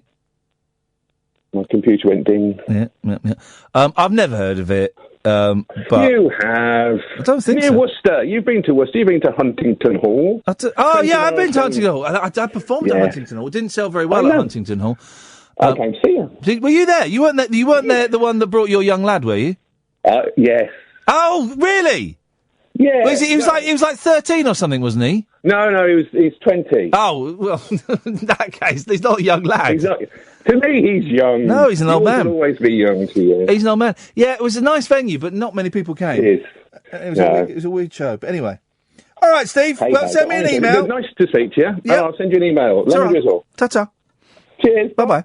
There we go, you see, guys. Well, we only need a couple more acts then. And I need to email all these people to see if they still want to be involved. 0344 499 1000 is the telephone number. And for the first time this evening, look, we have no calls on the switchboard. How many calls have we had tonight? About 15? Something like that? Loads. The first time this evening, the switchboard is empty. Isn't that brilliant? Freeing! So, what can we do for the next 20 minutes? Well, Catherine can come and join me in the studio after the break. During the break, we'll have a little look through the papers. We'll talk some nonsense, and if you want to chip in with a phone call, you're more than welcome. And if you don't fancy, if you just want to sit back and listen to two idiots whittering on, then likewise. 0344 499 1000 is the telephone number. Late Nights with Iain Lee on Talk Radio. Late night conversation worth losing sleep over. Iain Lee. On air and off the leash. On Talk Radio. We have ways of making you talk. Now, I'm now getting sent links to the straw man theory, but I'm also sent this link to this BBC News story. The mystery of the legal name fraud billboards. I've seen these billboards. Have you seen them? No. So huge billboards that say legal name fraud, the truth. It's illegal to use a legal name. Now, I've seen these, and that's all it says. There's no website. There's no telephone number or Twitter handle. That's it. Right. Legal name fraud, the truth. It's illegal to use a legal name. And I've seen these in London. What the hell does that mean? No idea. Hey, bless you. Little girl sneeze. There we go. Little girly sneeze. Yep. Scores of posters have appeared around the UK warning of legal name fraud. What does this mean, and who is paying for the adverts? So I've got a cough sweet in my mouth because I'm getting a little bit coffee. We're both a picture of health. The message is spelled out in bold capital. The first time I saw the 10-foot by 20-foot billboard near my flat in Kilburn, says the writer of this article, I stopped and stared, completely baffled. What was a legal name exactly? Surely to say it was illegal was an obvious contradiction. And who on earth was behind the advert? So many questions. I'm not the only one to have been left puzzled. A quick Google search shows similar posters have appeared in Birmingham, Dundee, Essex. A Facebook page dedicated to posting photos of the billboards includes dozens more. Another website has more than 120 images of legal name fraud posters. Have you not seen these? No. No one seems to know what message these adverts are attempting to get across. A further web search took me to a site called legalnamefraud.com, but that's not mentioned on the poster, which outlines a theory that when your birth was registered, a legal entity, your legal name was created. But the legal entity, Catherine Boyle, is distinct from the actual physical person, Catherine Boyle. Flipping heck, mate. We've just stumbled on something. When your parents registered your birth... This is on the BBC News website. Okay. When your parents registered your birth on the certificate, it insists they unknowingly gave the Crown Corporation ownership of your name. Simply thus, all legal names are owned by the Crown, and therefore using a legal name without their written permission is fraud.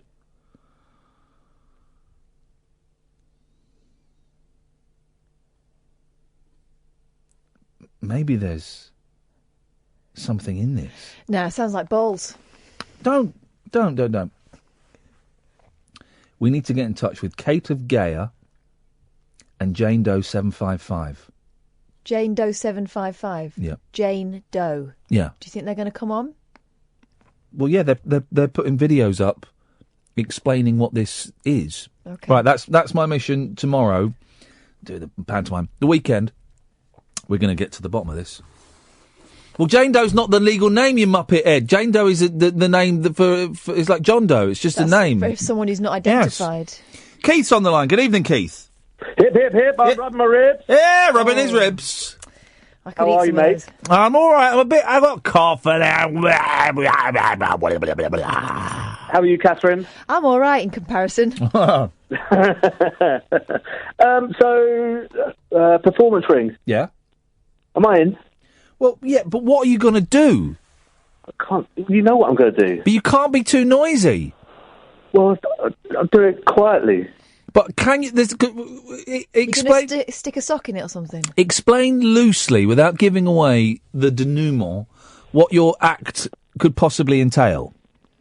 Community singing. No. Bass playing. Yeah. I've got Bedders out of madness, man. He's all over it. You keep saying that as though, you got the remaining Beatles to come and perform. I know it's genuinely very exciting. But I'm just worried about the noise, Keith, because the venue and stuff. We can't have too much noise. That's the problem. And do you know what, Keith? I love you, but I think you have a cavalier attitude to volume. Yeah, and I don't want to. Me and Kath are planning to do lots of shows there, and I don't want to annoy them. Do you know what? Okay, pencil me in, because the thing is, I've got the DC DJ on board as well. But this is the thing. It's going to be another noisy one. It's going to be it's going to be too noisy. Right, here we go. It's going to be too noisy, Keith. Do you know what? Obviously, I don't want to mess up your relationship. With Your name is down here. Your name is down here in my list. February performance ring. Keith Burrows, rubbing ribs. But it can't, honestly, it can't be. This is the problem, right? Volume has to be anticipated, and there was. Let's just say that after Dan's excellent performance last time, there was a conversation had. Yeah. Yeah. Listen. I'm gonna put the band together. Oh, Jesus, you can't do a band. We're gonna have a rehearsal. Yeah. We're gonna see if we can get the same energy up. Yeah. I think that, it's got so much potential, man. I mean, really. Yeah, I'm sure it has. I'm sure it has. A venue where noise is encouraged, is welcomed. Yeah. So listen, let me get the band together, have a little rehearsal, and we'll see if we can do it quietly. Sotto voce. Yeah. Otherwise, just come and rub your ribs. I could do the muesli routine. I don't know if I want to ask what that means. The mueslis. The what? I could do the mueslis routine. What is that? It's like where I impersonate a religious Scottish man. You can come and do that, definitely. All right. See you later, Keith. Cheers, mate. All the best. Bye, Kath. Bye. It's just the brilliant venue that we do it at, which used to be called the Mucky Pup. It's now called the Bill Murray in Islington. They are brilliant and they are wonderful, and it's a stunning venue, and it's put together. Oh, in fact, Barry's going to come on at some point and talk about the venue and how they put it all together, and it was all crowdfunded, and they basically saved this pub that was closed, and they've turned it into a wonderful venue. But it's really close to people's houses. It's in a residential area, and they're young people doing a new business, and I've had conversations about being too noisy with them, and I don't want to put them in an awkward position, and I don't want to put me in an awkward position. I don't want to have conversations with people, particularly not when they're telling me off. I don't want those conversations. Those conversations can't be had by me, by little old me. So, just can't be too noisy. Anyway, 0344 499 1000 is the telephone number. So, the straw man thing is a thing. I don't believe it. I don't buy it for a second. But what is it? That when you're born, the government own you. Oh, right, yeah, whatever. Well, that kind of makes... They kind of do, don't but they? what do they do? They're not as if they just knock at your door one day and say, right, I want to ride you. We'll have you back. I want to ride that pony. They've not done that to you, have they? Not that I've noticed. I would notice, wouldn't I? Yeah. You would probably... no, come on and have a look at... What did you call it? Your nugget? What? What did you call it? I didn't call it anything. What are you referring to? Well, you called it. What did you? Ed's not listening. Why would Ed know? He's updating his Facebook status. My what? You called it your nugget or something. What did she call it? She called it something. My what? Are you talking about the? Yeah, nugget. Ed? I never called it. Spud. You spud. I never called it a nugget or a spud. Yeah. You spud. Can we just stop even referring to it obliquely, please? Because it's, frankly, no one else's business. The French are perverts. Well. You've been there. Yeah. You've lived life en français. In Paris, particularly. Yeah. Yes, I did find them. Well, I did find it to be a very sexually charged, often unwelcome. Place to be, and that was mid-90s. I hear things have escalated somewhat. Sacre bleu! In Paris, 1 in 3 have managed a ménage. Huh? Paris may be known as the city of love, but the reality, it seems, is rather less romantic. Dirty. Oh, God. The city's inhabitants have a penchant for anonymous sexual encounters, threesomes, orgies, and swingers clubs. That's according to research. Mm-hmm. Done by? Researchers. The relaxed atmosphere in the city means it's pretty easy and safe to find a sexual partner at pretty much any time, says the study. Does this make This doesn't tally with my experience. Serious sexual assaults that were attempted on you or performed in front of you. Does it make it any more? No, it doesn't make it any more cheeky. No, okay. It was pretty much horrible. Okay, man masturbating in front of you. Yeah, and while sitting next to a dad and his daughter, and the dad didn't say anything. And he got it out. He actually had it out. He had it under his hat, but everyone knew what he was doing. He was doing the face. Well, he kept it under his hat. Flipping heck, it was horrible. He kept it under his hat. You never told me that before. That is manners. That's old-fashioned manners. Maybe that's what made it acceptable to everyone else. Paris offers numerous... Yeah, keeping it classy, says Ed. Paris offers numerous possibilities to meet people while guaranteeing a certain anonymity. Well, they wouldn't know me there. And great freedom of movement. Take your hat. Says polling company. Oh! IFOP. Polling company. Gay. Chances. Some 44% of those questioned in the study confessed to having slept with someone without knowing their name. Parisians also appear to be far more adventurous. 29% have taken part in threesomes. I couldn't be doing with a threesome. Someone's going to be bored, aren't they? Someone's pretending. Yeah, and so if you have a man, and a woman, at some point there is a real danger, and I'm going to be a little bit base. There is danger of when you're moving around. Cross-pollination. Thank you. It's of something brushing your leg or getting stuck in your hair. Oh. That is a distinct possibility. I don't know that. And if it's a man, I feel anxious enough when it's me and a woman, but me and two women? Flippin' heck! What are you supposed to do? Where are you supposed to go? I wouldn't have a clue. They can get on with it, and I'll watch a film. Give us a shout when it's ready, and you're done, and I'll come up.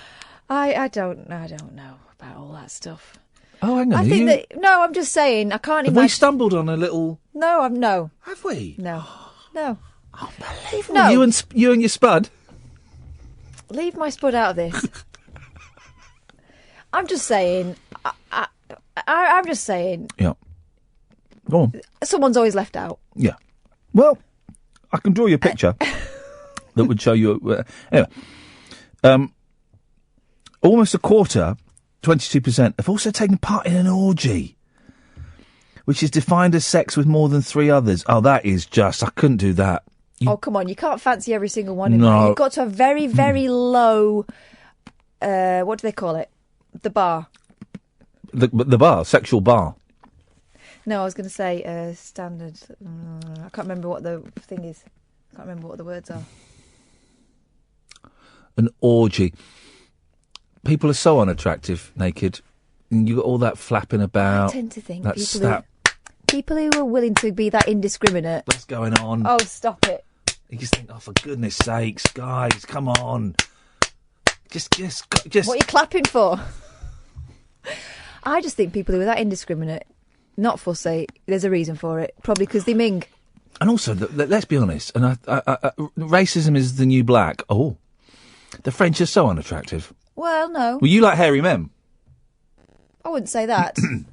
I like a dark Latino type, but I still have a standard. It's not just, all. I'm not going to finish that sentence because it's going to sound rude. It's not just anyone who rocks up. The IFOP survey, Paris, city of light, city of debauchery. How would you say that in French? So it would be Cité de Lumière. I don't know what debauchery is. It's never Cité de la porn. Let me look it up and I shall find Appears to confirm the French's capital's reputation as the place of sexual liberty par excellence. The survey also shows its residents... I do apologise for sucking on a cough sweet. Cité de Lumière, Cité débauchée. The survey also shows its residents have more than twice as many lovers as Londoners, while the Britons settle for an average 9 partners in a lifetime. Parisians have at least 19. Yeah, because I'm suggesting they're not fussy. Yeah. I also think this sounds like nonsense. No. How many people did they ask? And where did they go to ask the question? It's not something to be proud of, guys, having low sexual morals. It's not. There's not something you should be trumpeting about. You know, don't blow your own trumpet. Well, they're not. Well, someone else's, and then someone else again, and then probably someone else. Trumpet's going to go rusty at that rate. Well, I think they do that as well.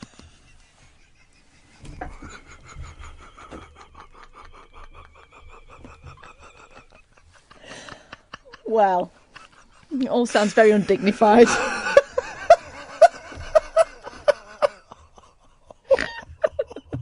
Little stop.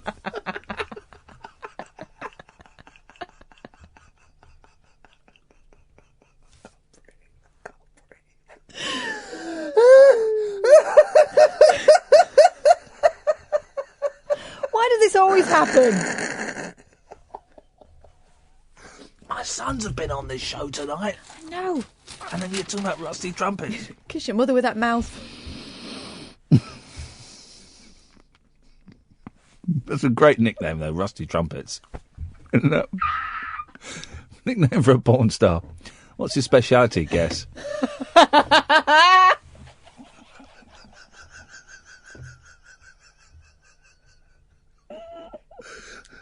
We're supposed to be on our best behaviour after our Ofcom. We're both parents. Right, stop. Stop. Think about that Beagles face. Oh, dear. Oh, dear, oh, dear, oh, dear. These Anyway. cough sweets are stronger than I expected. Oh, we've got another hour of this. So Not of that. No, not of that. So do call in and stop it. 0344 499 1000 is the telephone number. Late nights with Iain Lee on Talk Radio. Talk Radio. Oh, dearie me. 0344 499 1000 is the telephone number. If you want to give us a call, there's another hour of this. We call you back. You can phone in about absolutely anything you want. Late nights with Iain Lee on Talk Radio. Late night, Iain Lee on Talk Radio. We have ways of making you talk.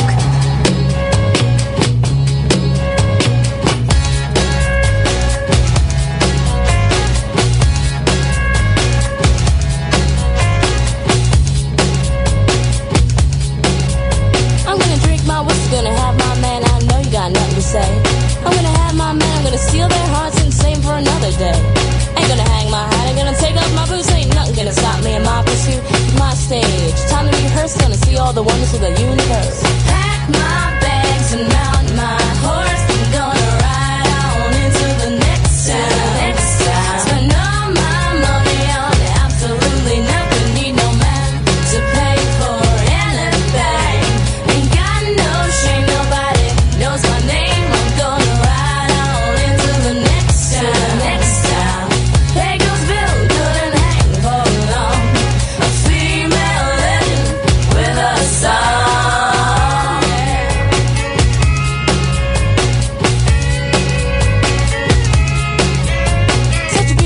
Such a beautiful day, I think I'll wear my brand new negligee. I probably change my mind, it happens every time. Just speak to my ex-fiancé. I'm gonna hunt the hunter, gonna serve him well done. Nowhere to hide, nowhere to run. Up goes the moon, down comes the sun.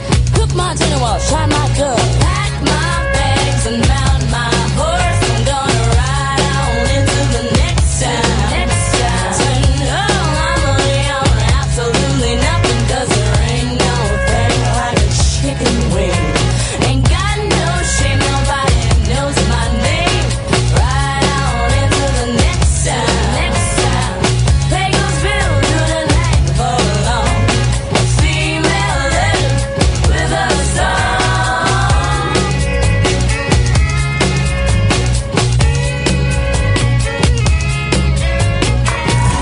I'd give my life to be her. I'd give my life just to be her.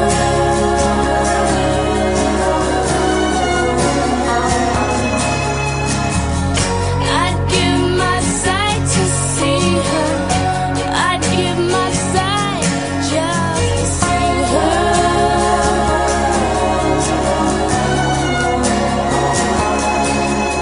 So here's the way I'm gonna break it down. Speak my mind at any time, 'cause I got the master plan.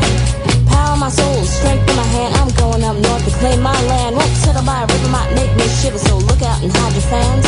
I'm a woman on fire with a huge desire to be as good as any man.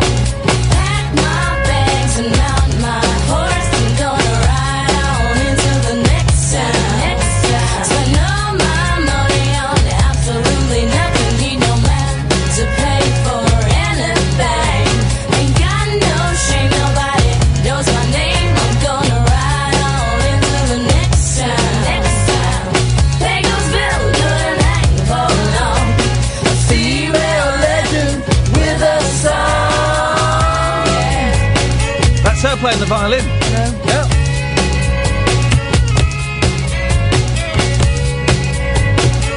That's enough of that. 0344 499 1000 is the telephone number if you want to give us a call. We have a phone call. Catherine, would you like to take the call or would you like to... I'd like to listen to you take the call and make sure you don't mess it up. When have I ever, apart from when we had that rude... Yeah. When have I ever messed up... See. Let's see if we do it now. Michael! Happy New Year, Ian, and also Happy New Year, Catherine. Big up to you. I've got to say, guys, I'm glad the memo got around. I love the fact that everyone's ignoring Ed. Everyone. Yeah, Ed, never mind. Everyone. Happy New Year, Ian. Happy New Year, listeners. And guests. Someone was congratulating the guests. Yeah. Not a member of the team who works on the show every night. Unbelievable. I love it. It's the way it should be. Show business, Ed. It's show business. A bit between 7 and 10, you're that annoying Australian producer. From between 10 and 1, nothing. Absolutely nothing. That's the way it goes. It's show business. You should learn hard and fast and young. That's what's happening there. Michael. Hi. I have actually been on the show before. I spoke to you a couple of weeks ago. It's Geordie Michael, isn't it? Pardon? Geordie Michael. That's right, Michael from Washington and Tyne Weir. Yeah, I remember. Remember, you were looking for love. Oh, yeah, exactly. You found it? I actually have been thinking about joining an online dating thing. I remember it. I just wanted to find out... Yes. You need to go to Paris. Well, no, that's not a sustainable lifestyle. Yeah. Don't get me wrong, I love the way the French women speak when they got that funny English accent, but I like English girls better. Yes, so do English girls. Well, did you join a dating, an online dating? Oh God, not yet. No? I've been thinking about it for some time. Yeah.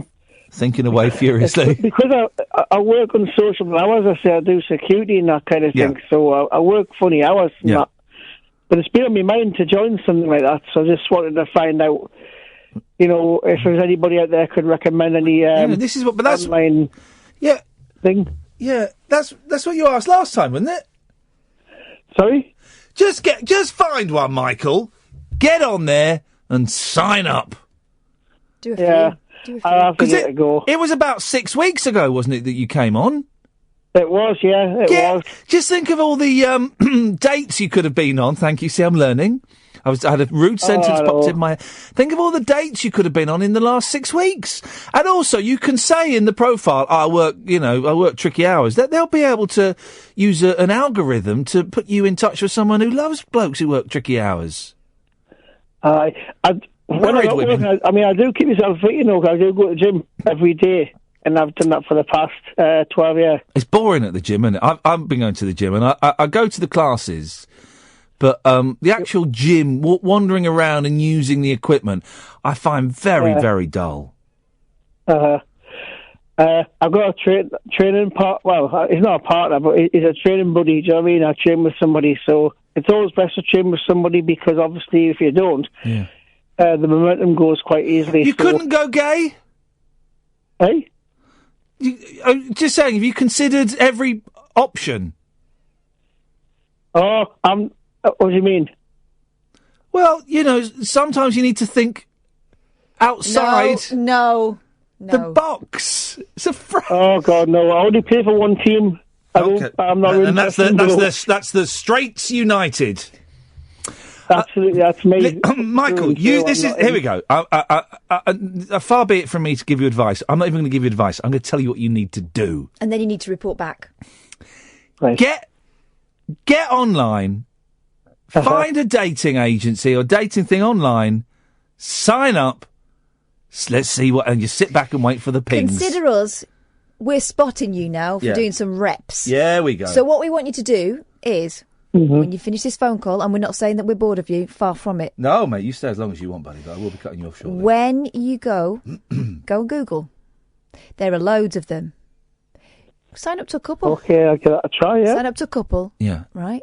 And then tomorrow, tell us if anything's happened. Have you got one of them clever, what do they call it, clever phones? Smartphone. But you got a smartphone? I haven't actually. I've just got a bog standard phone. It's not got really anything. You can't put Tinder on there. I've got a tablet, though. You got a tablet? I've got a tablet. Sign up to Tinder, mate. Yeah. Tinder's a very, very popular dating app. But I think Tinder sounds horrible because it's all based on what you look like. Yeah. But although I know you work out, Michael, and maybe I'm misjudging exactly, things, he's a but good-looking fella. I think maybe you want something a bit, more intellectual than just. It's time to stop thinking and start doing, Michael. You need to get online, get on an app, get on a website, and just put yourself out there, mate. Oh, well, I'll keep them in touch and let you know how it goes. Give us a call in a week and let us know if you've made you might be married in a week. You don't know. Oh, that'd be Depends great. which website you go on. Yeah, it does, doesn't it? Good luck, Michael. I will. Thank you, guys. Tatty bye. It turns out, speaking of webs, I don't know how it works. I thought you might get results by tomorrow, but you can. He phoned up to ask exactly the same thing he asked 6 weeks ago. I know, and he told us about the gym as well, and we know that. But that's cool. He's nervous. Yeah. He's nervous. It's one of those things. Listen, George Michael died at 53. Right? Crack on, son. Crack on. Crack on. Although he cracked on, and he died at 53. So it was a. I don't think that was as a result of. No. I'm just saying. Who knows? But just get in there, sunshine. Get online and do it. Do you know what they used to use as a plaster in Shakespeare's times and an antiseptic?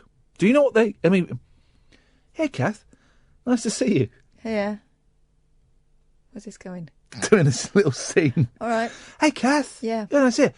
Hey, I was just thinking.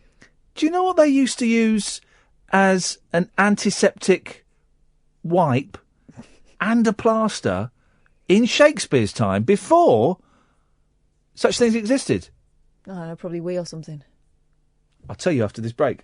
Across the UK, online and on DAB. Late night, Iain Lee on Talk Radio. We have ways of making you talk. Cobwebs. Oh. Don't say, as if you knew. That's an amazing revelation. Cobwebs possess antibacterial, anaesthetising properties. Right. And I suppose in them days, they were everywhere. Well, because it was old. Yeah, but do you not... Sorry, are you not amazed by that? I think I've heard it before. Because what you're forgetting, my dear, is yes, that... Yes, Catherine. I watch a lot of horrible histories, so I'm pretty much the new Sharma. Simon Sharma. Who? I know a lot about history. Someone's tweeted me, but I think it's an insult. I read it. Okay, right. So he's tweeted a picture of like a radio app, right? And it's got two stations, Talk Radio and LBC. Talk Radio, late nights with Iain Lee. He's back where he belongs. Iain Lee takes your calls. LBC, Nigel Farage is leading Britain's conversation. And then this guy's written, Tonight decision of which radio station was made much easier when I see what plank was on the other side. So instantly I think, he's chosen me because of the plank on the other side. But his avatar is a picture of the Union Jack. And he doesn't really know about punctuation. And he's not following me. But I'm going to... thanks, man. Nice to have you on board. Welcome aboard. Nice to have you on board. Everyone is welcome here. Love, not hate. There we go. Yeah. You didn't know about cobwebs. Who's Simon Sharma? He's a historian, isn't he? 0344 499 1000. If you want to stop this rubbish going on for another 43 minutes, I suggest you call in pretty bloody quick. We've got people listening all over the world, including Mr. Young. I got it wrong. He's an art historian. I was thinking of the other fella. Mr. Young, who's listening on a bus in München. München. Auf den DDR. Sehr gut. Ich möchte ein Erdbeereis ohne Sahne, bitte. Apple is rumoured... Now listen to this. Things that don't need to be invented, but are being invented for absolute bells. Mm. Apple... I was thinking of Dr. David Starkey. Oh, yeah. He's very controversial. Oh, he is. Didn't he once say that Queen Victoria was a black man? Oh, he said all sorts. I wouldn't put it past him. He used to teach my ex-boyfriend. Lot to answer for. Apple is rumoured to have developed a dimmer option that allows its phones to be used more discreetly in cinemas. No. No. Turn it off. Apple, you misunderstand. I'm going to let you use it while the adverts are on. All right? I'll let that. When the trailers are on, I'm going to let you use it. But for me, the trailers are part of the movie. The clock is ticking. The movie has started. Yeah. So you better be finishing up. If that phone's on when the movie's on, anything goes. Seriously, anything goes. The new function could disable the ringer, switch off notifications for incoming calls and messages and dim the screen. Hey, I've got a new function. It's called off. Oh. Users would still be able to check messages, social media and the internet. What for? You're watching a film, aren't you? Here's the thing. I've deleted the Twitter and Facebook apps from my phone. And I've had like a net nanny put on there. Basically, it's to stop you looking at porn, but it means you can block any sites on there. So I've blocked Twitter and Facebook, so I can't even go online on my phone and look. Admittedly, it's completely knackered my phone, and everything is freezing. So I need to look into that and tweaking it, and maybe trying something different. But it means basically all I can do at the moment on my phone is phone calls, texts, emails, although they keep crashing, and that's it. No Twitter, no Facebook. It's brilliant. It's weird. There's a bit of cold turkey going on. It's hard work because I keep getting my phone out when I'm sort of sat there and nothing's going on, or I get my phone out and go, I can't do anything with my phone. Well, that's going to take some So I retraining. put it back. But it's great. So I'm only on Twitter before the show and during the show. I'm not obsessing about absolute arses that are on there, and the noise that Twitter makes every passing hour is getting quieter and quieter and fainter and fainter and fainter. Good. Until it's almost gone. I think I might get rid of it off my phone because I ended up telling someone to kiss it today. Hey! It brings out the worst in you. It really does. Are you on Twitter, David? Who, me? Are you David? Yeah, I'm David. How you doing? You all right? I'm all right. Are you on Twitter? No, I ain't on Twitter. No, I'm not really savvy with technology and that. Like, I just want to say, I'm actually calling from the Nat house. Like, I've got a section. Yeah. Actually, I've got sectioned about 6 weeks ago. I just finished me section. Yeah. But you're not allowed TVs in your room, right? Beautiful. You used to watch a lot of TV. So I've got a radio. My mum sent me in a radio. Oh. And the last week, right, I've been like discovering shows. And your show is the best antidepressant going. Right? Here we go. Listen, the last 3 days, mate, you've had me in stitches. Like that was what was it? The other day, like that geezer, he was cracking one out in the disabled toilet. Do you remember? Right. Mate, I tell you, I've been in bed for that. Tonight with the Rusty Trumpet. Yeah, I have no idea what you're referring. So when are you coming out, David? Well, basically, I've just finished my section, my 28-day section. I'm on involuntary at the moment. I'm just waiting for a bit of housing and that. But Can I ask what happened for you to end up in there? You don't have to answer if you don't want. No, I'm not. I don't mind. About 6 weeks ago, I lost a plot and picked up a Stanley and slashed my throat open and got 34. Yeah, mate, got 34. mate. Yeah, 34 stitches in my throat. I had 2 operations, but I'm all right now. And I mean, I've been listening to your show, like, and because I didn't know what to do at night time. And last week I've just been listening to a bit of you, and it's just putting a smile on my face, mate. It's better. It's interesting you're not allowed TVs in there. Why is that, do you think? Well, at first I thought you could, like, turn it into some sort of offensive weapon, but then I thought they're type bastards. They just don't want to pay the TV licence, do they? You know what I mean? Yeah. It's true, though, isn't it? Right, you know what I mean? Ray, do you find, because I don't watch much TV now, David, do you find that radio is, and good of your mum to send you one in, do you find it's a bit more calming than TV? The TV can get you a bit agitated. Well, yeah, I mean, it's different. It's a different thing, isn't it? Like, it's just getting in. I'm just getting into it, like, you know. But I mean, living here, well, with the last 6 weeks, I mean, it is quite. Mental health can be quite tragic here at times, like, you know what I mean? Yeah. But yeah, I just want to say you're putting a smile on my face. Well, nice one, David, and look after yourself, man. Yeah, I will do. I'm doing my best, like, you know. I'm doing my best. I will get there, like. All right, I'm a big fan, and I'm gonna when I get out of here, I'm gonna carry on listening. Okay, well, just don't turn up at the studios. That's all. That's all. Listen, I'm gonna turn up at the studio with my rusty trumpet. No, don't you dare. Hey, David, listen, you're very kind, mate. I hope things improve for you. All right. All right. All the best, mate. Take care, man. Bye bye. He's on the front line, isn't he? Yeah, flipping heck. He's on the front line. What a good lad. Well done. Hang in there. Now, here's an interesting thing. The person, right, so I said performance ring, right? Mm-hmm. I've said we've got someone playing Conkers. Yeah. Right? And someone's just tweeted me, who's doing the Conkers at February performance ring? Well, I thought you were Peter Burns. Oh, Peter. Yeah, are you not doing it, Peter? Or was he worried that someone was copying his act? It says in my book, Peter Burns, Conkers. And then Peter Burns has tweeted me, who's doing the Conkers at February performance ring? Well, but Peter, hopefully you are Peter Burns. The hell? I've got a feeling that this last performance ring for a while is gonna collapse. Around. There's going to be a right kerfuffle. It is going to be an absolute. I don't know if it's going to. I don't know if it's going to work on it. Well, have you got a talent? Can we? Sorry? Have you got a talent? Of course I have. I can't perform there because it will demean everybody else. Do? Well, I've got when I host the performance ring, I have to turn my talent down.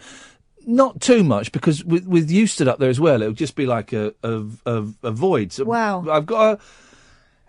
See, I took off Cher last one, and very well. I think it went down very, very well. I haven't seen any of yours. Gypsies, tramps and thieves, you're hidden from the corner of the people they call us gypsies, tramps and thieves, and every night all the men will come around and lay my mama down. Oh, no, it's not that. That's even ruder than the real one. No, it's not. Also, what was that voice you were doing? Were you doing a voice? I was doing you. No. Doing Cher. I know, mine's good. Mine is good. So, I'm looking forward to your speciality act. Sonny Dixon. Sorry? Who leaks information about Apple technology. Imagine that's your job. What's your job? I leak information about Apple technology. Are you Sonny Dixon? Yeah, I read about you. You sound like a bit of a knob. Are you the leak? Yes, I am. Okay, so leak is plugged, surely. Plug him full of lead. Tweeted that a software update on January the 10th will... I was supposed to take my phone into Apple today because I've got the iPhone 6. Mm. So the battery's knackered. Mm. So it gets about 19%, then it'll just switch off constantly. And you've got to... it's a design fault. It's a design fault. So you've got to book in to the Genie Eye and you go in and they replace the battery. So I booked in today. I booked it like 2 weeks ago. And then I just couldn't bother to turn up. Yeah, they should fine you like the GPs do. No, well, first of all, GPs don't. Well, and secondly, they should and all. They should come out and fix my phone. They should come out and fix it and just do it. So I said I've got to book it. I've got to drive to Reading. I've got to go in. What you're describing not finished is go on a luxury problem. Luxuriate on these. No thanks. 0344 499 1000 is the telephone number. I like this guy. The Basil Fawlty of bookshops. Oh, I read about him. Rude and grumpy owner charges 50p just to browse. Right. He is in Yorkshire, right? Yeah. Okay, well, that's traditional then, to be grumpy and a little bit tight. The quaint Yorkshire Dales market town of Hawes. What's that voice you're doing? Imagine living in a village called Hawes. Are they spelling it Hawes? Yeah. Hawes has many charming qualities, but brusque bookseller Steve Bloom is certainly not one of them. Customers turning up at his shop are charged 50p just to browse the shelves. We should have tried to get this guy on. Well, we still can if you want. Should we try and get him on for tomorrow? Yeah, but... Oh, we got Korean Billy tomorrow. We have got Korean Billy tomorrow. Hey, Korean Billy's coming on. Well, let's try and get Steve Hawes on as well. Steve Bloom. The problem might be that he keeps his own hours. Have you read further on in the article? He opens it when he wants, closes it when he wants. He is so regularly rude to visitors, the traders have been dubbed the Basil Fawlty of bookshops. One customer was told he was, quote, a pain in the arse. After 30 seconds of perusing the second-hand novels at Mr. Bloom's store, Bloomingdale's. Oi! That could be a problem. He was then accused of spreading malicious gossip while chatting to a woman outside. A retired lieutenant... Do we say lieutenant or lieutenant? We say lieutenant. No. Americans say lieutenant. We say lieutenant. A retired lieutenant colonel wrote to officials from his home in Germany to complain about the town's bad apple. That's a lot of information we didn't need, isn't it? The retired lieutenant colonel writing from his home in Germany. No. It means that we can trust what they had to say. They're a reliable source. So it's But perfect. he's living in Germany now. We don't know why. You think he's on the run? Maybe. Another customer threw the owner's dinner over him in disgust. Well, that's assault. Yeah. Poor lad. And a pepper. And on one occasion, Mr. Bloom even called the police when a customer refused to pay the 50p fee and wouldn't leave. Well, that's trespass. The parish council has become so fed up with complaints about Mr. Bloom, 63, and the damage he is said to be causing to the town's reputation, that it's pleaded with him to change his ways. But there's no sign the bookseller from hell, lazy, has any intention of dropping his entry charge or changing his approach to customer service. Well, that's like... remember there was a Chinese restaurant? Yeah, I was going to say in Soho. Was it Wong Keys? I can't remember, but I was always threatened. I never went. There. I didn't like the sound of it. Yeah, they would tip you out your chair and like be rude to you and shout at you all night, and then. Yeah, they did. The attractive thing was they were rude to you. Mm. Wouldn't like that. If I knew that was going to happen, yeah, I might find it funny. No, but generally, no, I don't like getting shouted at. That's why I can't listen. It makes me very defiant. That's why I can't listen to James Whale's show. Yeah. Just because it's one of the reasons. Yeah, well, yeah. Many reasons. Mr. Bloom yesterday admitted he was not really a people person and was only low to medium rude. He suggested he was the victim of an aggressive and vindictive witch hunt. Well, it sounds like he was. If people are chucking dinner over him, that's assault. And a pepper. The council have gone completely over the top on this issue, and it's assumed a far greater importance than it should have done. John Blackie, chairman of Hawes Parish Council, said the authority had discussed the dreadfully rude and offensive bookseller 5 times. Since 2013, it's received more than 20 complaints. Yeah, but they can't get rid of him just for rudeness. Did you see that bit? He seems to have a strategy unlike anybody else's. He charges 50p, people object, and he's very rude to them. Yeah, he feels that improves his business. No time wasters. His rudeness is insufficient to have him evicted as a tenant. Yeah, totally. One customer called Alison said she suffered disgusting rude treatment. I started to look at postcards and he told me to stop as I had not paid and that I must ask permission to look through postcards. Other people in the shop recoiled in embarrassment and promptly left. Shropshire GP Colin Bates said he and a friend were also targeted. In a letter he wrote, about 30 seconds after we started looking, we were told we were both a pain in the arse. I simply said I was not going to be talked to like that and walked out. My friend followed. He then said he was chatting to a woman outside when Mr. Bloom stormed out of his store to say he was spreading malicious gossip. You note that I've not used the word gentleman, added Dr. Bates. His behaviour was both rude and offensive. Mr. Bloom, a married father, added yesterday, I say what I think. I don't butter my parsnips. That said, I don't believe I am very rude. Maybe low to medium rude if pushed. He said the 50p fee, which is put in a charity box, help sort the serious customers from those who just want to stand for 10 minutes reading a book to pass the time.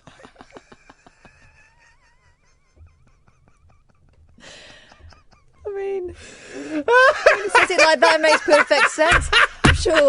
I'm sure W.H. Smiths and Waterstones will be following suit too. Well, it's true, because I'm often, if I've got 10 minutes to kill and there's a Smiths nearby, I'll go and read the Mojo magazine. Yeah, but that's how you get custom. Good for him. Well, I like this guy. We'll get him on tomorrow. We'll try. He's going to tell me to do one, isn't No, tell him we're on his side. Totally agree with him. 0344 499 1000. James, come to you after this. The radio show for people who know the best part of the day is the night. Late night Iain Lee on Talk Radio. We have ways of making you talk. James, good evening. Good morning. Actually, technically it is morning, but... Well, we've not had a sleep yet. It's not really morning until you've had a sleep. True. Okay, good evening. Thank you. How are you? I'm tired, man. We made it. It looks like we made it towards the end of the show again, which is always... Oh, you're a true professional. I mean, you've been doing this for a while, you know. As I'm sure you know. Don't let on that I know what I'm doing. Okay. It's more interesting that way. It's sort of like you're the edge of the seat sort of stuff. Well, you're in Manchester. Why don't you speak Mancunian to Catherine? He is. Yeah, right. How you doing, Catherine? How you doing, mate? How you doing? Not mate, it's not mate. Well, how you doing, Gal? You all right? I'm all right. How are you, cop? Top sorted, you know what I mean? Like, yeah. Well, that's... Have you had a good night tonight, or what? Fair to middling, you know. Shut up, man. Listen, you've had a brilliant night. Come on now. It's been banging. It's not been Yeah, busting. banging sorted, you know what I mean? Yeah. You've had a top banana night. Top banana. Steady on, mate. That's a little bit Top vulgar. banana. I don't talk about my banana. Oh, don't you just love that accent? What you got for us, James? Calling in at this late hour. What haven't I got for you? Hey, you might remember we spoke about 6 months or so ago, and I had this sort of a dream of an idea, which you didn't pursue. So it's just partly because of your advice, about setting up a radio consultancy. You might not remember. Was a signal gone? Yes, I remember you. You got a good memory. You were one of my favourite callers. Thank you. So why didn't you set up a radio consultancy in the end? I don't know anything to get on about with. it. I'd make you a living. Yes. And to be quite honest, I did sort of take your advice. I mean, it is. I'm getting into new waters that I'm a little bit new to. Let's put it that way. Okay. What are you, a male escort? Well, younger in my former years, yeah. And a supermodel as well. Here we go. Well, used to be. Before I lost my looks. Well, but no, I mean, to be quite honest, there's a lot of research to do. Plus, I'm still working on my website, and I've still got to carry on the day job. So there we go. Well, good. I'm glad you took my advice on board. Okay. James, Actually, what I was pushing for. James, you did call us last night, didn't you? I did. Guilty as charged. I thought you were new last night. I didn't realise you were that James. You're the legend. The legend that was. The James. Trying to connect the dots. Well, yeah. Okay. Thank you. Well, so it's all good. It's all good. We're all friends here. No, are you putting your feet up on the furniture? I'm contemplating it. Okay, go on then. Thanks for remembering me. Anyway, James, I get the impression, Ian, that you're keen for Talk Radio to become more popular, as I think every presenter is. But why not? You're going to tell do us what radio stations have done for a long time. Yeah. Go and do some outside broadcasts at significant events, just to spread the word.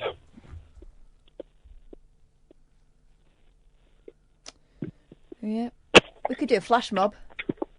Yeah, but I mean, what obviously time with the advertising department, promotion department, because you want to do certain gigs that are significant, where you've got lots of people and you can, get the. You're doing radio consultancy again.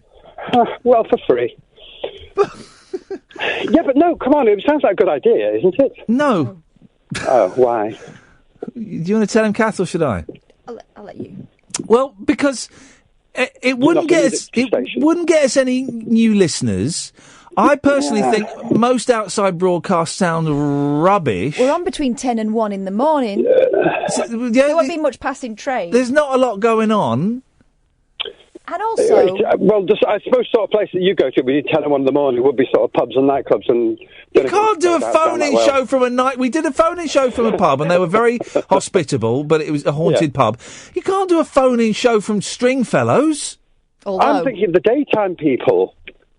Oh, then they can do what they want. Oh, yeah, I don't... In fact, that's an excellent idea. Does the radio station broadcast during the day as well? I didn't know Well, this. it doesn't just come on when after, for James Whale and yourself. I mean... I didn't know this. This is outrageous! Someone else, the other guy, people stealing your thunder. No, I mean, you could put it forward, Ian, to the executive or the management, and you might get a brown star, and they might think more highly of you. Well, James, thank you very much indeed. A gold star. No, a gold star. There we go. That's better. Thank you, James. I don't want any more brown stars. I'm glad you took that advice on board and stopped your radio consultancy. I don't like OBs. As a presenter, I don't like them. I like the comfort of the studio. They always make me very anxious being out of my environment with people being able to come and peer at you. When we went to that pub, it was nice and it was a good night and it was a good show, I think. Sophie's. Sophie's was good actually, but then she's disappeared. But the pub was good. But before, when we were setting up, there were those horrible drunk people there that were hassling me about Ali G.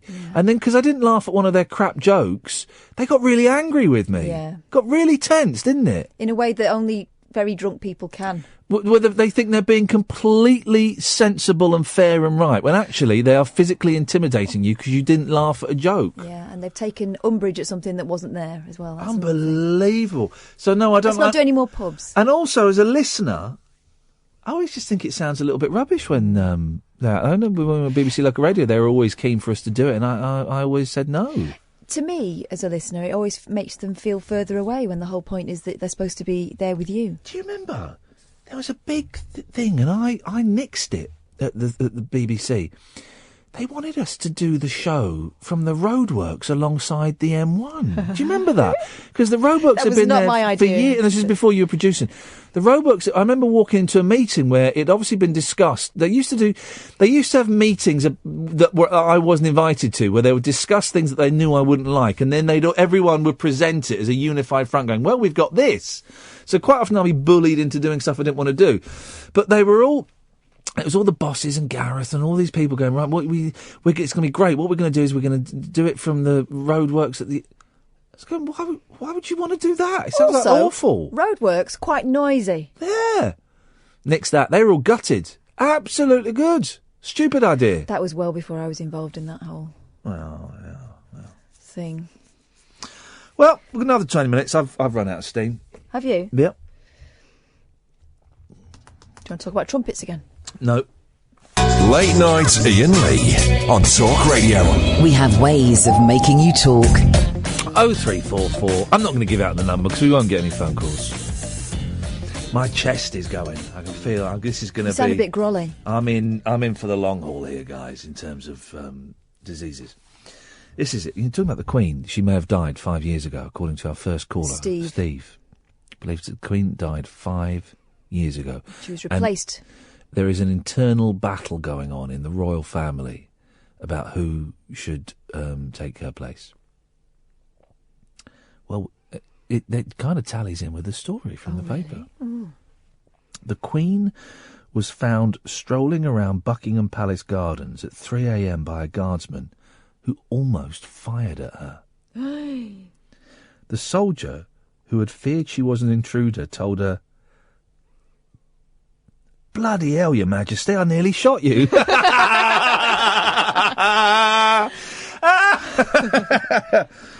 But the unflappable Queen replied with a grin, "That's quite all right. Next time I'll ring through beforehand so you don't have to shoot me."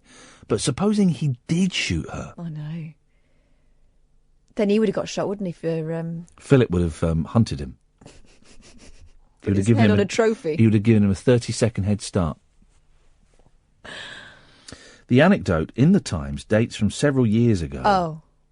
Oh. Mm-hmm. Not 5. Several. 5. Five. When did it happen? 5 years ago? Yeah, several years ago. Could be. When HM used to take late-night walks in a winter coat if she couldn't sleep. Ooh. Prince Andrew was also challenged as an intruder in 2013 on the same spot. I bet he was. What does that mean? Just be aware that you're about to say something treasonous. Prince Andrew strikes me as a dirty stop out. That's what I'm saying. Majesty Magazine's Joe Little said, while wanting to take the story of the Queen and the Guardsman with a pinch of salt, if Prince Andrew's in broad daylight, if Prince Andrew's identity can be challenged in broad daylight, there's no reason something similar couldn't happen to his mother in the dead of night. Oh, she's poo-pooing it. Hang on a minute. And then it's like the little epilogue. Her Majesty has been recovering from a heavy cold at Sandringham House since missing the Christmas Day church service for the first time in 30 years. She is now said to have resumed her duties. Yes.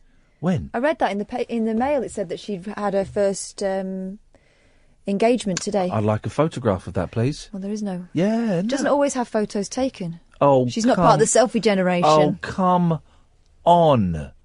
Her first... Was it a public event? I can't remember. Her first event... Let me see.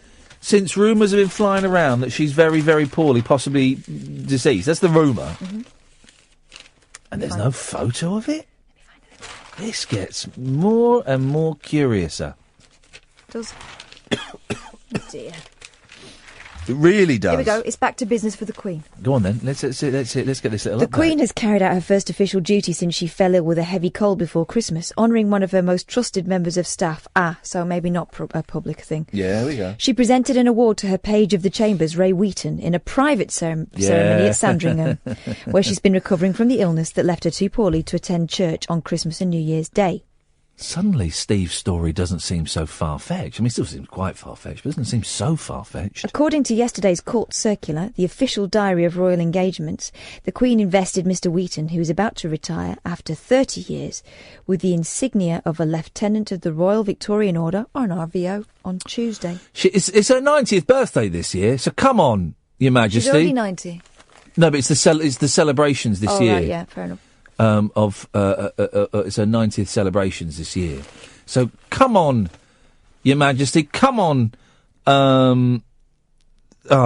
Ed, delete that from my screen. Now I know why people ignore you. He's typed something very, very rude about the Queen. Distasteful. Luckily, I've got a screen grab of it, and I'll be sending that on to the authorities. They should know about this.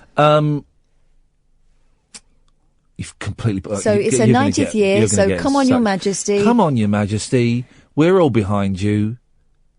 We are all your humble, loyal servants. All are willing you and wishing you all the very best, and that your health improves, and that we make this year as special for you as we can. In fact, can we litter pick again? Because I didn't do enough. Yep. I feel like I was... I'm being serious. I am. You've got that tone. There, you just did the blink. What? You did a Saki blink. I'm being do it. serious. I wish her nothing but joy, good health, longevity, happiness, wealth. Yeah, wealth. Yep. A successful year.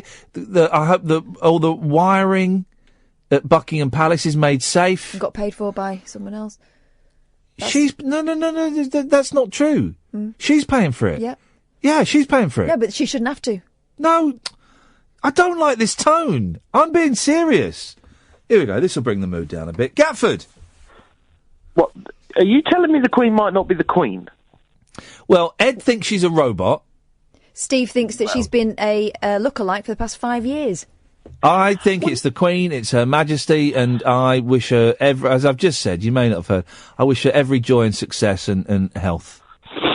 Don't cry.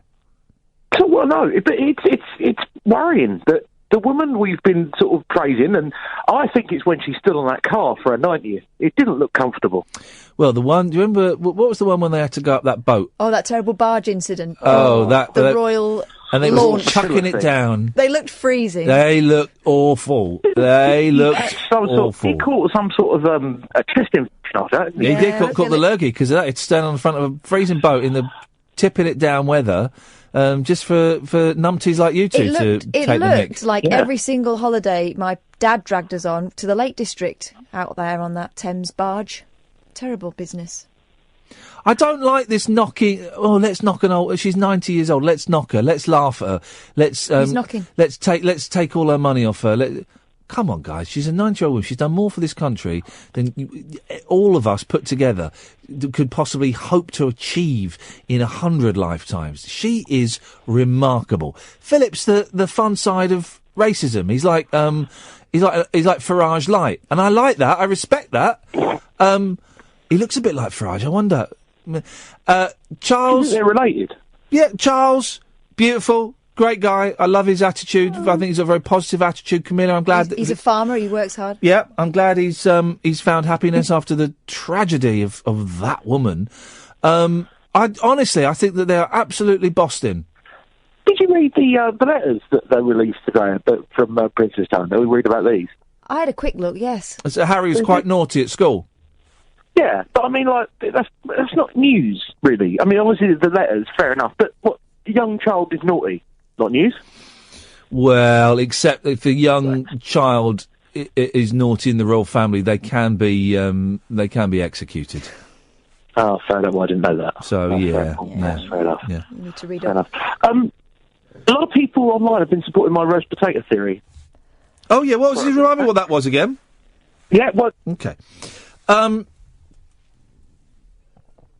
A lot of people online think that we didn't land on the moon, and other crazy stuff. Mm-hmm. You know, so them supporting your roast potato theory, they're basically laughing at you, Gatford. They are mocking you. It's trolling. That is the definition of trolling: is getting a sad, lonely, pathetic husk of a man, quite a big husk, but still pathetic, and pretending that you're friends with him when really you're laughing. They're at him. laughing at you because, I mean, obviously, and we were gentle about it yesterday. Yeah. But you've got your oven way too high. Yes, mate, and you cook them for way too short. So it's not looking good, mate. It's not looking good. No. This is great. Strop shop. Oh, what's this? Sir Philip Green. Now he's the dodgepot who's got who owned British Home Stores. Sold it for £1. Everybody lost their pensions, and he's got a massive yacht. Uh-huh. He's that guy. Sir Philip Green allegedly launched into a 4-letter tirade against the NHS choir after they refused to perform at his firm's Christmas party. The Arcadia mogul is said to have... My stomach. I know, mate. Sounded like a kookaburra. Have demanded they return clothes his company gave them for a music video after snubbing him over the British Home Store's collapse. He allegedly told manager Jonathan Shallett, "Everyone is taking the pee out of me. Tell your effing choir to perform at the party or pay me back for the effing clothes." It really is. So Jonathan Shallett is duly spread it. What? Shared it. Why did you swear? I didn't. I said he shared it. Ed. I said he shared it. Please tell me what she said. Oh, he's listening back. Look, either that or he's just being... Does he know what was going on with it? It was close, but it's safe, Kath. Okay. Yeah, of course it is. I'm no fool. Some 11,000 workers lost jobs, and British Home Stores was left with a £571 million pension deficit. A source close to the Lewisham and Greenwich NHS choir said this led to their decision not to perform. They added, of the group who had a 2015 Christmas #1 with The Bridge Over You, they met to discuss the offer of performing, but together decided they just couldn't do it. It was in solidarity with the thousands of workers affected by the collapse of British Of the Home. workers. Well done. Absolutely blind him. I don't care too much money. Money can't buy you love. They were then asked to hand back the clothes, which were donated to make a charity video, which was the last straw. Everyone was just disgusted. It was a kick in the teeth and smacked of sour grapes. Sir Philip, who's worth more than £4 billion, allegedly squared up to Shallett at a private memorial service last September. Gosh, this is not looking good, is it, really? His understood bosses at Arcadia, which owns Topshop, Dorothy Perkins. Was there a Dorothy Perkins? There must have been. Yeah, and it's a rose. So, but is a woman? Is it a woman? Well, I think the shop was named after the rose, but let me check. Is it a woman? Let me check, because I used to work for Dorothy Perkins. Okay, so there wasn't a woman. Probably. Was In all the Perkinses in all the world, there's probably a Dorothy no, Perkins. you know what I'm saying. You know exactly what I'm All right, saying. well, hold the phone. What did Dorothy Perkins sell clothes? Yes. But the woman. Well, Um. here we go. Founded in 1909 under the name H.P. Newman, it changed its trading name to Dorothy Perkins in 1919. So no, there wasn't a Dorothy. No, it was controlled by the Farmer family. And do you know who's? I've told you this It's a before. Rose. I love this. Mhm. Who set up the guy that set up W.H. Smith's? His name was H.W. Smith's, but it wasn't particularly successful. Then his son took over, who was W.H. Smith's, and then it became a success. It's interesting. It was interesting in my head, and then the words came out, and it suddenly was really boring. We're done. Don't do that. No wonder you've got a sore throat. Like touching your noo-noo with a battery. I wouldn't know. That's it, guys. That's your lot. Don't forget, you can download the podcasts. If you go to iTunes, if you do download it on iTunes, right, we get thousands of downloads a day, right? The majority of them are through iTunes. We've only had about 430 reviews. What's that all about? What is... We're giving you free entertainment Something every for day, and you can't even be asked to click on 5 stars and type, "This is Boston." You can't even be bothered to do that. So what you're saying is, could you please do that for us, please? Yeah, you ungrateful gits. No. Could you Yeah. No. Could you please do that? We'd be really appreciative. Just do it. We're so humbled For by your God's support. sakes, just do it. Otherwise unsubscribe. Oh, no, don't do that. You're not well. In fact, I don't even want you listening to my podcast. And you've got 24 hours to leave a review. 5 stars, and it's Boston. And if you don't, unsubscribe. Make me sick, this lot. Absolute chances. On that bombshell, we'll be back tonight at 10. Till then, ta-ta. Talk Radio. We got entertainment, and we're not afraid to use it. Talk Radio.